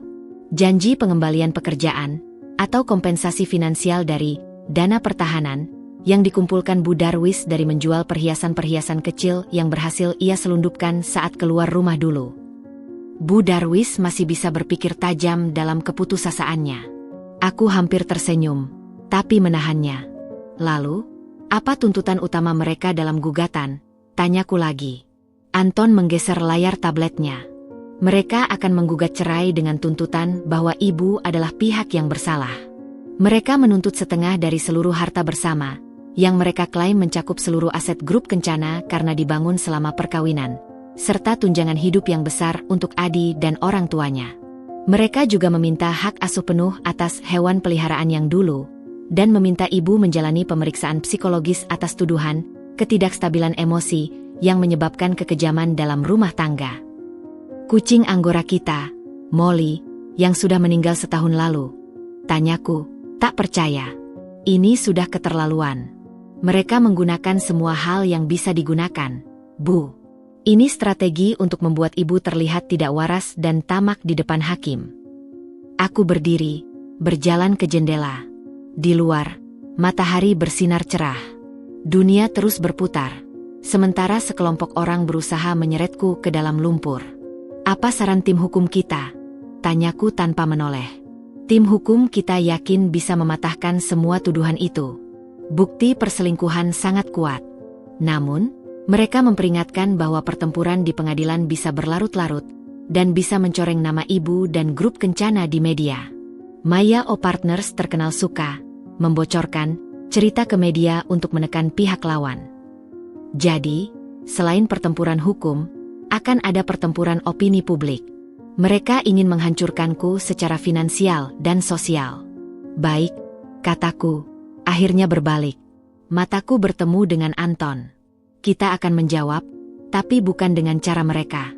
Kita punya bukti yang lebih konkret. Saya ingin kamu lakukan beberapa hal. Anton segera mengambil catatan. Pertama, kumpulkan semua bukti transfer ke rekening Bu Darwis dan Pak Darwis, beserta info C untuk semua barang mewah yang mereka beli dengan uangku. Buatkan timeline yang jelas, lengkap dengan kontras antara gaya hidup mereka dan gaji resmi Adi. Siapkan paket media yang rapi. Kedua, mengenai saksi mereka. Gali lebih dalam latar belakang mantan karyawan yayasan itu. Pastikan kita punya dokumen lengkap alasan pemberhentian mereka, laporan audit internal, bukti penggelapan. Untuk tetangga, cari tahu siapa yang paling vokal. Periksa apakah mereka memiliki pelanggaran peraturan kompleks, atau mungkin sedang butuh persetujuan renovasi dari pengembang, yang kebetulan adalah anak perusahaan kita. Ketiga, dan ini yang penting, tekanku, fokus pada Asti. Dia adalah titik terlemah dalam aliansi mereka sekarang. Gali informasi hutang-hutangnya lebih dalam. Siapa debt collector-nya, berapa nilai sebenarnya. Dan cari tahu, apakah selama ini ada transaksi mencurigakan antara Asti dengan Bu Darwis atau Adi setelah perceraianku dengan Adi diumumkan. Mungkin ada upaya menyembunyikan aset. Anton mengangguk cepat, mencatat semua poin. Baik, Bu. Dan untuk media, kita tidak akan membocorkan apapun dulu. Biarkan mereka yang membuat kegaduhan. Tapi siapkan tim media kita untuk merespons cepat dan tepat sasaran jika diperlukan. Dan aku tersenyum tipis. Saya ingin kamu secara diam-diam menyewa jasa pengawas untuk Mayaf Partners. Siapa tahu ada konflik kepentingan atau pelanggaran etik yang bisa kita gunakan. Memata-matai pengacara mereka, tanya Anton, sedikit terkejut. Memastikan mereka bermain dengan fair. Koreksiku. Dalam pertempuran seperti ini, informasi adalah segalanya. Setelah Anton pergi, aku duduk kembali. Amarah mulai menggelegak, tapi ku kendalikan.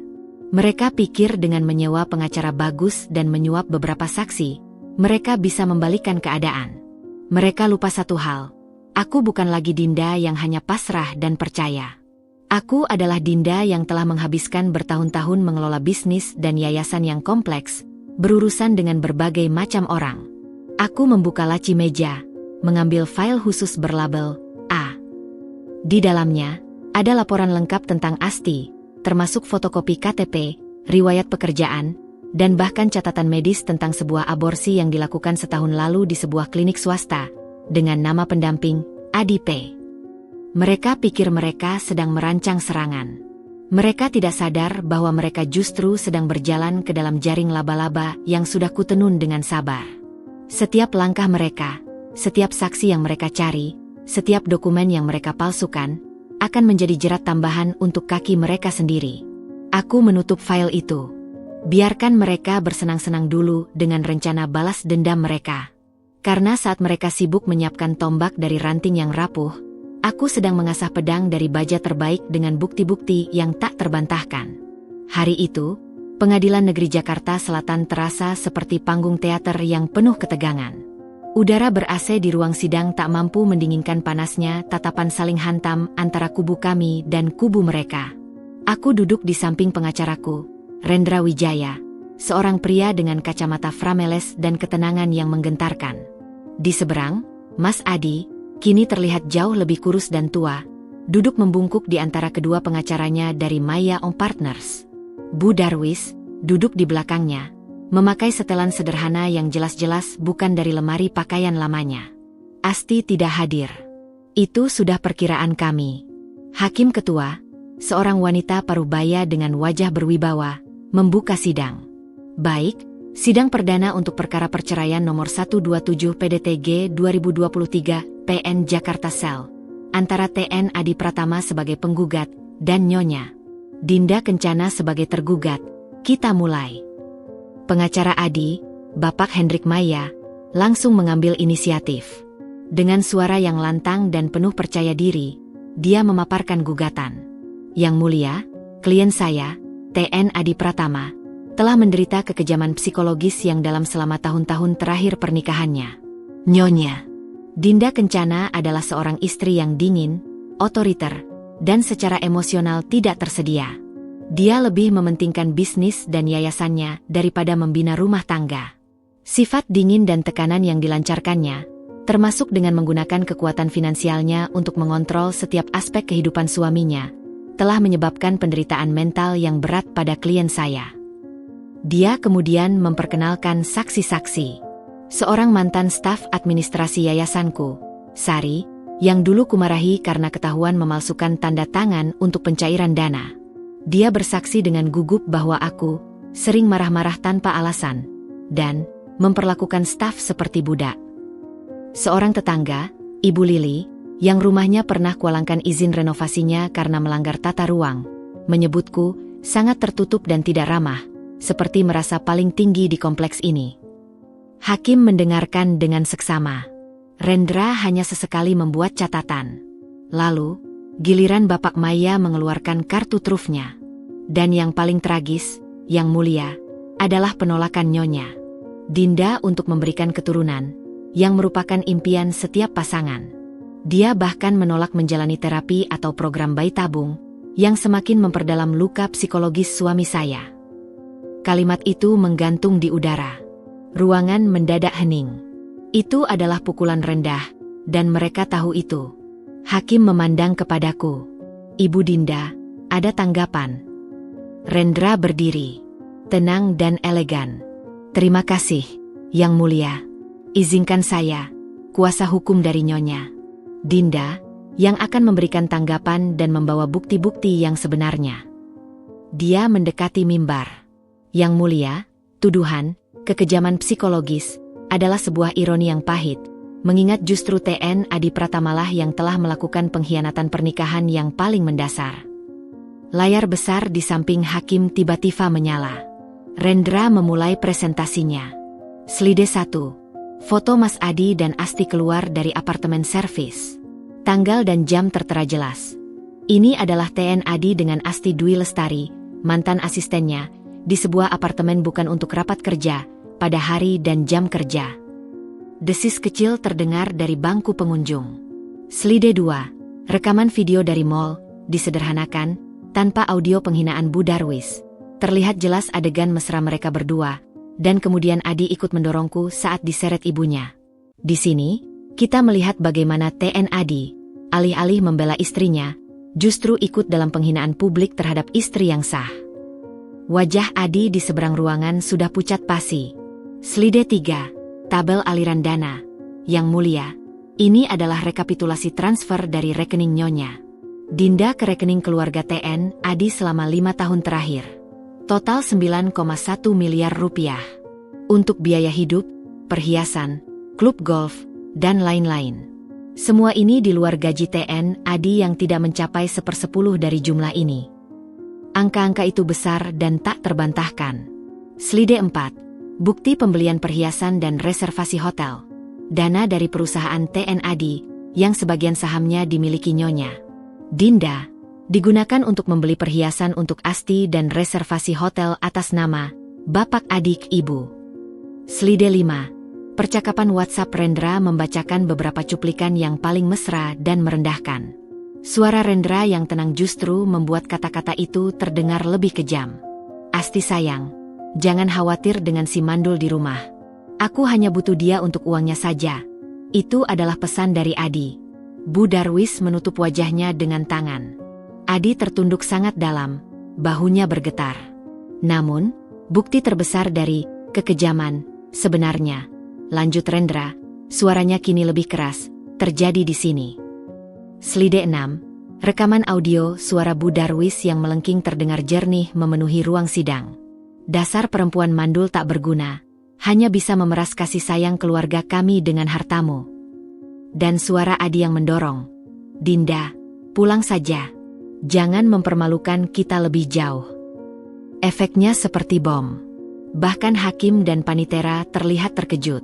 Ini adalah kekejaman psikologis yang sesungguhnya, Yang Mulia, kata Rendra. Dilakukan oleh keluarga penggugat terhadap istri yang selama ini menghidupi mereka. Rendra kemudian mempersilakan saksi kami, Anton, yang dengan profesional memaparkan hasil investigasi.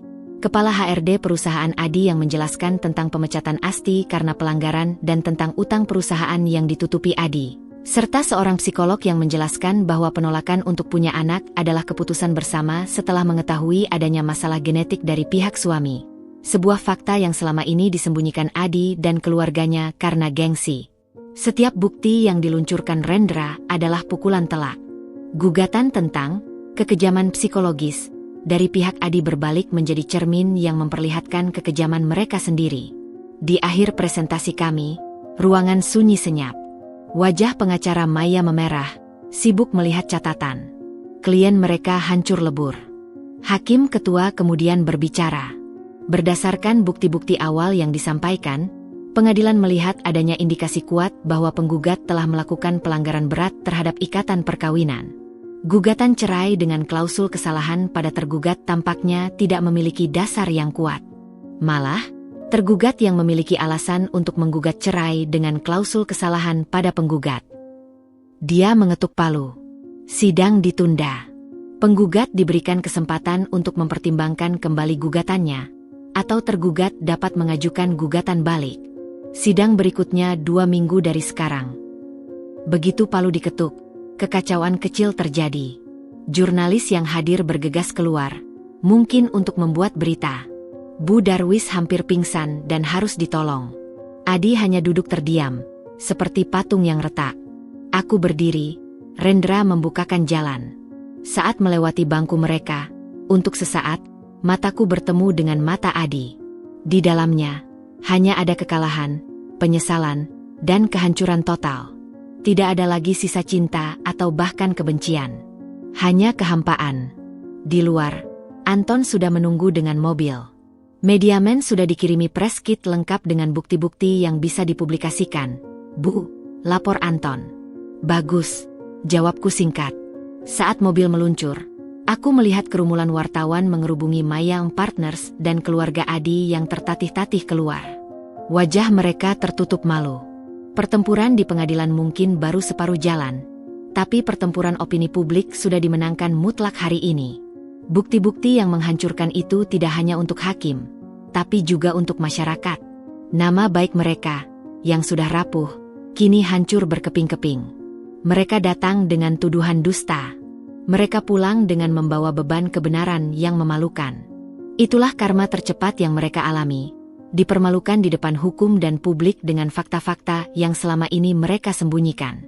Kekalahan di pengadilan bukanlah akhir, melainkan awal dari gelombang karma yang lebih luas dan lebih personal.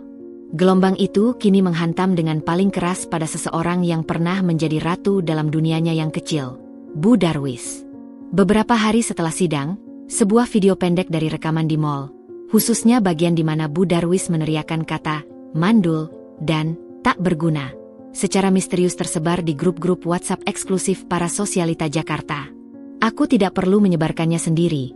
Seorang teman yang merasa dikhianati karena pernah dipinjamkan uang besar oleh Bu Darwis dan tak kunjung dibayar, ternyata dengan senang hati menjadi penyambung lidah.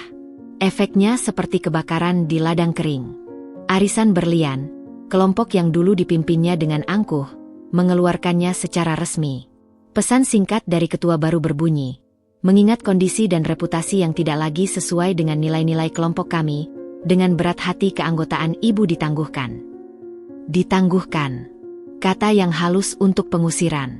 Klub golf ayahnya, tempat Pak Darwis menghabiskan sebagian besar waktunya, tiba-tiba memberlakukan reevaluasi keanggotaan, dan memutuskan kontak karena tunggakan iuran yang menumpuk, tunggakan yang selama ini selalu kubayar tepat waktu. Vendor-vendor dan penjaga toko butik yang dulu melayannya dengan sungguh-sungguh, kini mulai menagih utang-utang kecil yang biasanya dibayar bulanan. Tanpa aliran uang dariku, dan dengan tabungan yang sudah habis untuk membayar pengacara, utang-utang kecil itu menjadi gunung yang menakutkan. Suatu sore, Anton membawa laporan yang membuatku menghela napas panjang. Bu Darwis mencoba menjual perhiasan-perhiasannya yang tersisa ke Pegadaian, Bu. Tapi kebanyakan adalah barang bermerek keluaran terbatas yang mudah dilacak. Beberapa toko perhiasan menolak karena tidak memiliki sertifikat kepemilikan yang jelas, karena semua faktur atas nama ibu. Jadi, bahkan jalan untuk menjual aset terakhirnya pun terhambat. Karma datang dalam bentuk isolasi finansial dan sosial. Puncaknya adalah ketika aku menerima telepon dari sebuah rumah sakit swasta. Perawat yang menelepon menyatakan bahwa Pak Darwis, yang kondisinya semakin memburuk karena stres dan terhentinya pengobatan rutin, membutuhkan tindakan operasi darurat. Biayanya ratusan juta. Keluarga menyatakan tidak mampu, dan menunjuk nama ibu sebagai penanggung jawab finansial sebelumnya, kata suster itu. Aku bisa mendengar suara Bu Darwis yang histeris di latar belakang telepon. Memohon-mohon. Tolong sampaikan pada keluarga, kataku dengan suara tenang meski hatinya berat, bahwa saya akan membayar biaya operasi Pak Darwis. Atas nama kemanusiaan. Tapi ini adalah bantuan terakhir. Setelah ini, semua tanggung jawab finansial saya terhadap keluarga mereka resmi berakhir. Dan tolong, jangan berikan nomor saya lagi. Aku segera mentransfer dana yang diperlukan. Bukan untuk Bu Darwis, tapi untuk Pak Darwis yang tua dan sakit yang tidak pernah secara langsung menyakitiku. Dan juga, agar tidak ada lagi utang budi atau alasan untuk menghubungiku. Beberapa hari kemudian, Anton, yang kuminta memantau, melaporkan perkembangan yang tak terduga. Bu Darwis tampaknya mengalami tekanan berat. Dia terlihat berjalan sendirian di pasar tradisional dekat kontrakan mereka, membawa tas belanja kain. Beberapa pedagang mengenalinya dan berbisik-bisik. Dia membeli sayuran yang paling murah. Visual itu, wanita yang dulu hanya mengenal departemen store mewah, kini memilih sayur di pasar yang becek, adalah gambaran kejatuhan yang paling nyata. Tahta sosialitanya telah runtuh. Lingkaran pertemanannya yang dibangun di atas fondasi gosip dan kemewahan telah meninggalkannya. Bahkan kekuatan terakhirnya, yaitu kemampuan untuk memanipulasi orang lain dengan air mata dan dramanya, tidak lagi mempan, karena sumber daya finansialnya sudah kering. Dia yang dulu dengan bangga menyebutku, tidak layak, untuk keluarganya, kini harus berjuang untuk sekadar, layak, bertahan hidup di pinggiran kota yang jauh dari gemerlap Jakarta yang dikuasainya. Suatu malam, ponselku berdering dari nomor tak dikenal. Aku mengangkat. Suara di seberang sana terdengar parau, tua, dan hancur. Dinda, ini ibu. Ibu. Ibu mau bilang terima kasih. Untuk operasi ayahnya. Dan, ibu minta maaf. Sungguh-sungguh. Ibu sadar sekarang. Ibu salah. Ibu serakah. Ibu sudah dihukum sesuai perbuatan ibu. Dia terdiam. Lalu terisak. Tolong, jangan benci Adi terlalu lama. Dia anak ibu, dia hanya tersesat. Aku menutup mata. Di balik semua kebencian dan rasa sakit, ada secarik belas kasihan untuk seorang ibu yang melihat kehancuran anaknya dan menyadari bahwa dia turut andil dalam kehancuran itu. Bu, saya tidak lagi membenci. Tapi saya juga tidak bisa memaafkan sepenuhnya. Luka itu terlalu dalam. Yang bisa saya katakan, semoga Bu dan Pak Darwis menemukan kedamaian. Dan untuk Adi, hidupnya adalah tanggung jawabnya sendiri sekarang. Terima kasih, Dinda. Ibu. Ibu mengucapkan selamat tinggal. Telepon itu ditutup. Itu adalah terakhir kalinya aku mendengar suaranya. Aku tahu, permintaan maaf itu tulus, tapi datang terlalu terlambat untuk memperbaiki apapun. Karma telah menjalankan tugasnya, merontokkan semua yang dia bangun dengan kesombongan dan ketamakan, meninggalkannya hanya dengan penyesalan dan kehidupan yang sederhana, sesuatu yang dulu dia anggap sebagai kutukan, tapi kini mungkin menjadi satu-satunya jalan untuk menyelamatkan jiwanya yang terluka. Jika kejatuhan Bu Darwis adalah tentang kehilangan tahta sosial, maka kejatuhan Mas Adi adalah tentang kehancuran sebuah ilusi. Ilusi bahwa dirinya adalah seorang pengusaha sukses, kepala keluarga yang dibutuhkan, dan pria yang dicintai. Bulan-bulan setelah sidang pertama berlalu dengan getir bagi Adi. Aku mengajukan gugatan cerai balik dengan klausul kesalahan padanya, yang hampir pasti akan dikabulkan. Namun, hukum berjalan lambat. Sementara itu, kehidupan Adi berjalan dalam gerak cepat menuju kehancuran. Kantor perusahaan, Pratama Kreatif, yang dulu dia banggakan sebagai hasil jerih payah sendiri, padahal modal awal berasal dari uang saku dari ayahnya dan investasi diam-diam dariku, benar-benar kolaps. Audit yang kuminta dari koneksi di Direktorat Pajak menemukan banyak ketidakberesan, penggelembungan biaya, faktur fiktif, dan yang paling fatal, penggunaan dana perusahaan untuk membayar hutang pribadi, termasuk hutang kartu kredit Asti dan tagihan gaya hidup keluarganya. Akibatnya, izin usahanya dicabut, rekening perusahaan dibekukan. Klien-klien besar, yang selama ini percaya karena melihat nama keluargaku di belakangnya, menarik kontrak. Para karyawan yang setia, yang dulu dia anggap sebagai keluarganya yang kedua, mengajukan PHK massal dan menggugatnya karena tunggakan gaji 3 bulan. Kantor yang dulu dia sewa di lantai 22 sebuah gedung perkantoran megah kini kosong. Hanya berisi meja dan kursi yang disita oleh pemilik gedung. Rumah tangga. Hidup di kontrakan 2 kamar di pinggiran Jakarta dengan kedua orang tua yang sakit-sakitan dan penuh penyesalan adalah neraka harian baginya. Suatu hari, Anton melaporkan bahwa dia melihat Adi antre di sebuah gerai makanan cepat saji yang sedang membagikan makanan gratis untuk kaum duafa. Dia mengenakan kemeja lusuh yang dulu adalah setelan mahal, wajahnya tertunduk malu. Tampaknya mereka benar-benar kesulitan untuk makan. "Bu," lapor Anton dengan nada datar. Tapi aku bisa merasakan getaran keheranannya. Adi Pratama, pria yang dulu hanya makan di restoran bintang Michelin, kini mengantre cari tas. Hubungan dengan Asti, itu adalah pukulan terakhir bagi ego dan hatinya. Setelah hutang-hutang Asti terbongkar dan dia tidak lagi bisa memberinya uang, Asti menghilang. Tidak hanya menghilang, tapi sebelum pergi, dia menjual semua hadiah yang pernah diberikannya, termasuk sebuah jam tangan Rolex pemberian Adi yang dia curi dari lemari pakaian kontrakan mereka. Dia juga menghapus semua kontak, memblokir nomornya, dan menurut informasi terakhir, dia kembali ke kampung halamannya di Jawa Tengah dan bertunangan dengan seorang pria pilihan orang tuanya. Siapa sangka cinta sejati hanya bertahan selama kartu kredit tidak ditolak. Gumamku saat membaca laporan itu, namun tanpa kepuasan. Justru yang kurasakan adalah kepiluan. Betapa murahnya harga pengkhianatan yang dia lakukan padaku. Puncak dari segala kehancurannya adalah kunjungan tak terduga ke rumahku.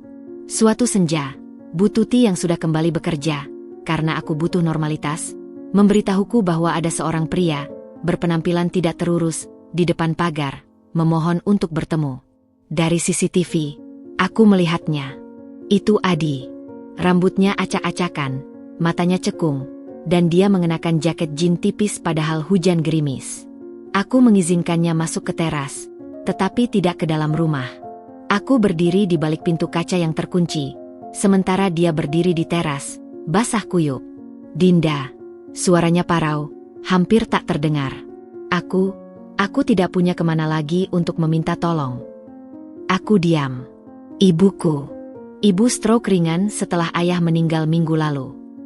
Aku terkejut. Pak Darwis sudah meninggal? Dan Bu Darwis stroke? Anton belum melaporkan ini. Aku tidak punya uang untuk rawat inap. Aku sudah jual semua yang bisa dijual. Bahkan cincin kawin kita. Dia menunduk, menahan isakan. Aku minta tolong. Bukan untukku. Untuk ibu. Dia di puskesmas. Kondisinya buruk tapi tidak bisa dirujuk karena tidak ada jaminan. "Kenapa kau tidak minta tolong pada Asti? Cinta sejatimu?" tanyaku, suaraku datar. Dia tertawa getir, sebuah suara yang menyayat. "Asti? Dia sudah menikah. Di kampung. Dan dia bilang aku hanya sampah yang tidak berguna sekarang." Kalimat itu, mungkin, adalah karma yang paling pedas. Mendengar dari mulut wanita yang dikasihinya, kata-kata yang hampir sama dengan yang diucapkan ibunya terhadapku. "Adi," panggilku, untuk pertama kalinya sejak perceraian. "Aku akan bantu biayai perawatan ibumu. Tapi dengan satu syarat." Dia mendongak, matanya berbinar sekilas, penuh harap. "Kau harus menandatangani persetujuan cerai gugatanku besok, tanpa syarat apapun, tanpa membantah lagi tentang pembagian harta. Dan kau harus menulis surat pernyataan yang akan dipublikasikan, mengakui semua kesalahanmu, perselingkuhan, penggunaan dana tidak sah, semua, dan meminta maaf secara terbuka.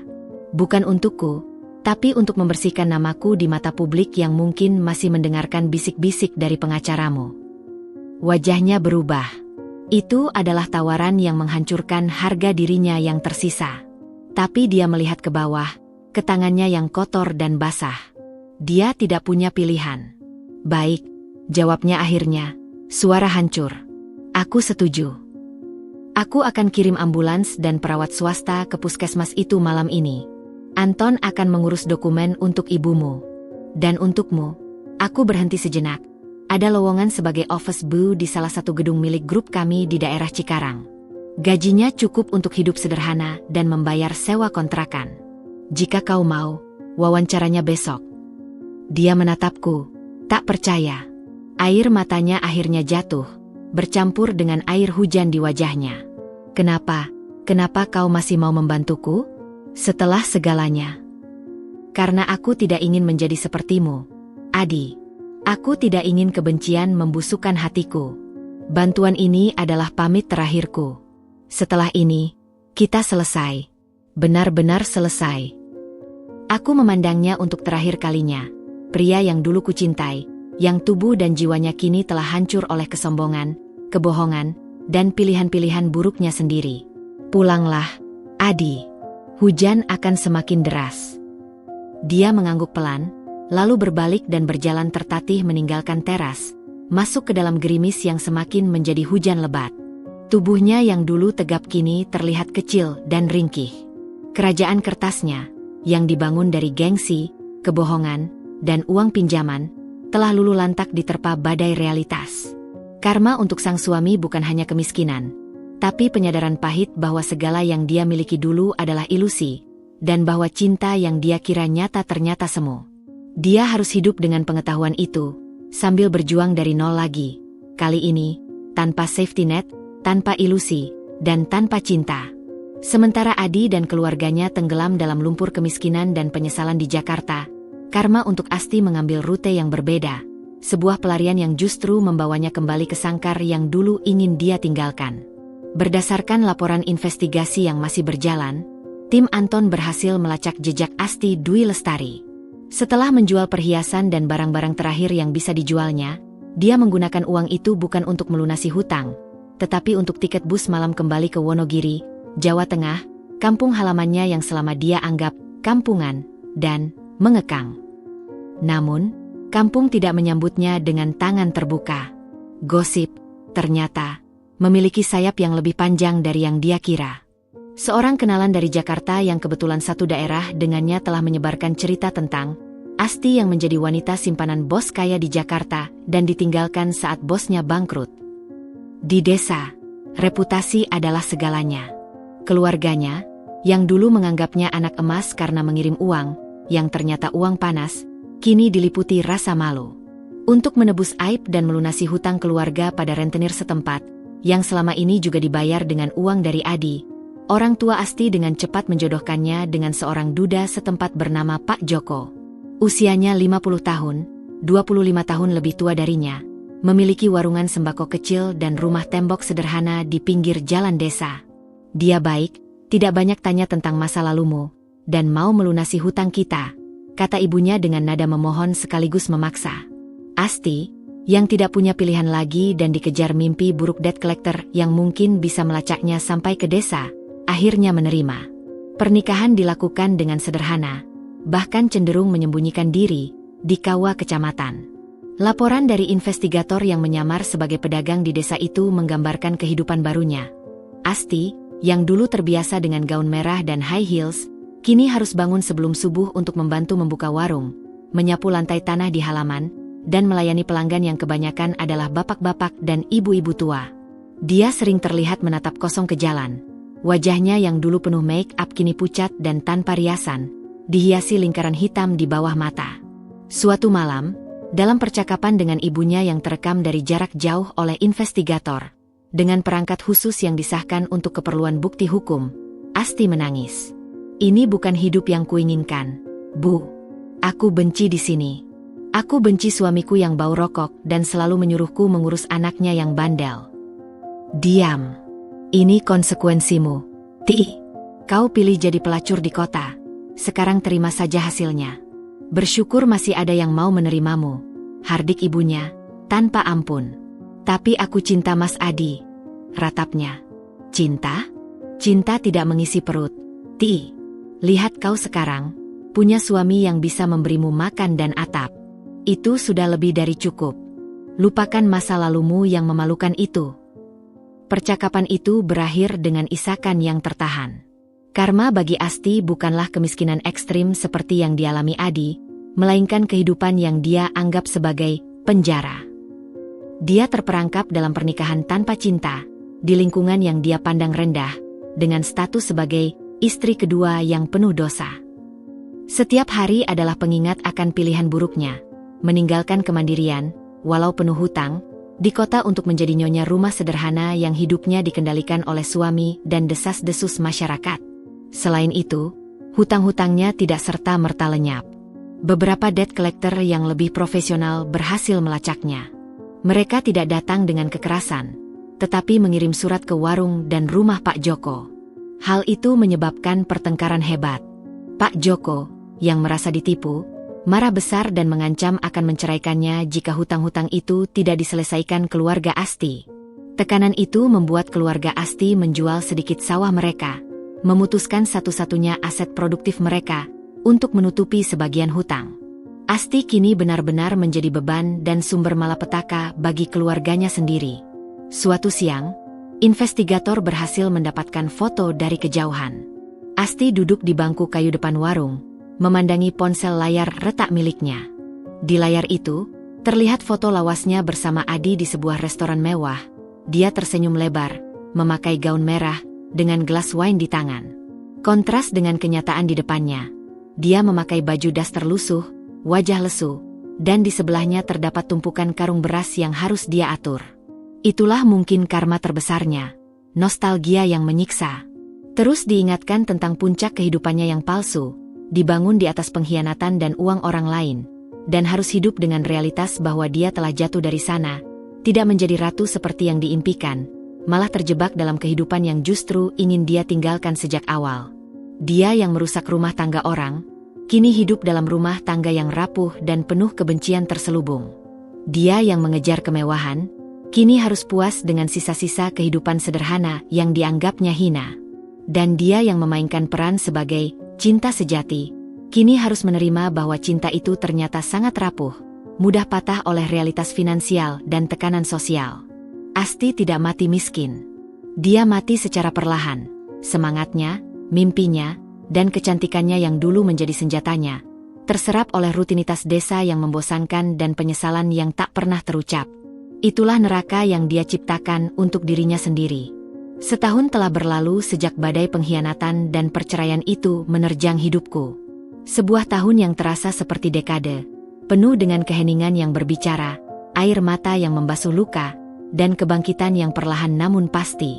Rumah di Pondok Indah itu kini telah benar-benar menjadi milikku. Setiap sudutnya telah kurenovasi sesuai dengan seleraku, tanpa memori bersama yang menyakitkan. Kamar tidur utama kini menjadi studio seni yang luas, di mana kanvas kosong menantikan ekspresi emosiku.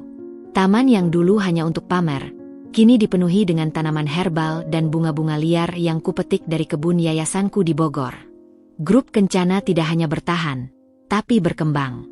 Dengan fokus yang lebih tajam, aku mengalihkan beberapa investasi dari properti mewah ke bisnis ramah lingkungan dan teknologi pendidikan. Nama, Dinda Kencana, yang dulu hanya dikenal sebagai filantropis dan istri, kini muncul di majalah bisnis sebagai salah satu top 30 under 35 entrepreneurs to watch. Rasanya ironis, bahwa kehancuran rumah tanggaku justru membuka ruang untuk pertumbuhan profesional yang belum pernah kualami sebelumnya. Namun, perjuangan terbesar bukanlah di bisnis. Itu di dalam diriku sendiri. Banyak malam yang kuhabiskan dengan terapis, memproses kata mandul yang begitu dalam melukai, memaafkan diriku sendiri karena kebodohan, mempercayai mereka, dan belajar untuk tidak membiarkan pengkhianatan itu membuatku pahit terhadap cinta. Aku mulai menulis sebuah blog anonim tentang bangkit dari kehancuran hubungan, tentang menemukan kembali diri sendiri di antara puing-puing pernikahan. Tanpa menyebut nama, aku menceritakan tentang aroma parfum asing, tentang sandiwara di mall, tentang pengakuan pahit di ruang sidang. Respons dari pembaca, terutama perempuan-perempuan lain yang mengalami hal serupa, membuatku merasa tidak sendirian. Dari situlah, lahirlah program pendampingan khusus di yayasanku untuk para korban perselingkuhan dan kekerasan psikologis dalam rumah tangga. Kami menyebutnya Proyek Fajar. Suatu pagi, sambil menikmati teh di balkon, Anton datang dengan laporan rutin. Dia juga membawa beberapa update tentang mereka. Bapak Adi masih bekerja sebagai office boy di Cikarang. Performanya biasa saja, tapi dia tidak pernah absen. Ibunya, Bu Darwis, Kondisinya membaik meski harus menggunakan kursi roda dan tinggal di panti jompo sederhana yang kita danai. Dia sering menghabiskan waktu di taman panti, membaca Al-Quran. Anton berhenti sejenak. Dan untuk Asti, dia melahirkan anak laki-laki 2 bulan lalu. Suaminya, Pak Joko, konon lebih baik setelah punya anak. Tapi menurut sumber, Asti sering terlihat murung. Aku mengangguk, menyerap informasinya tanpa rasa dendam. Hanya ada sedikit keprihatinan yang samar. Mereka telah menjadi bagian dari masa laluku yang jauh, seperti karakter dalam novel yang sudah selesai kubaca. Apakah ibu ingin menghentikan monitoring, Bu? Tanya Anton. Aku berpikir sejenak. Iya, Anton. Cukup. Mari kita fokus ke depan. Setelah Anton pergi, aku berdiri menghadap matahari pagi. Udara segar menerpa wajahku. Aku ingat kata-kata terapisku. Keadilan bukan tentang membuat mereka menderita setara dengan penderitaanmu. Keadilan sejati adalah ketika kamu bisa bangkit dan menemukan kedamaian. Sementara konsekuensi atas tindakan mereka biarlah menjadi urusan semesta dan hukum mereka sendiri. Dan aku merasa damai. Tidak sepenuhnya, tapi cukup untuk bernapas lega. Tidak lagi ada amarah yang membara, hanya ada penerimaan bahwa cerita itu telah usai. Hari itu juga, aku menandatangani dokumen final penjualan rumah lama itu. Uangnya akan kugunakan untuk membangun pusat krisis dan pemulihan bagi perempuan dan anak-anak korban kekerasan domestik. Sebuah cara untuk mengubah energi pahit menjadi sesuatu yang indah dan memberi kehidupan. Malamnya, untuk pertama kalinya dalam setahun, aku menerima undangan makan malam. Bukan kencan buta, tapi dari seorang kenalan lama di dunia seni, yang ingin membahas potensi kolaborasi. Aku mengenakan gaun sederhana berwarna biru laut, bukan merah, karena merah sudah menjadi warna babak lalu dalam hidupku. Saat menatap diriku di cermin, aku melihat seorang perempuan dengan mata yang lebih berisi, lebih dalam. Ada garis-garis kecil di sudut mata, bekas dari tawa dan tangis. Tapi ada juga cahaya yang tidak ada sebelumnya. Cahaya kemandirian dan kebebasan.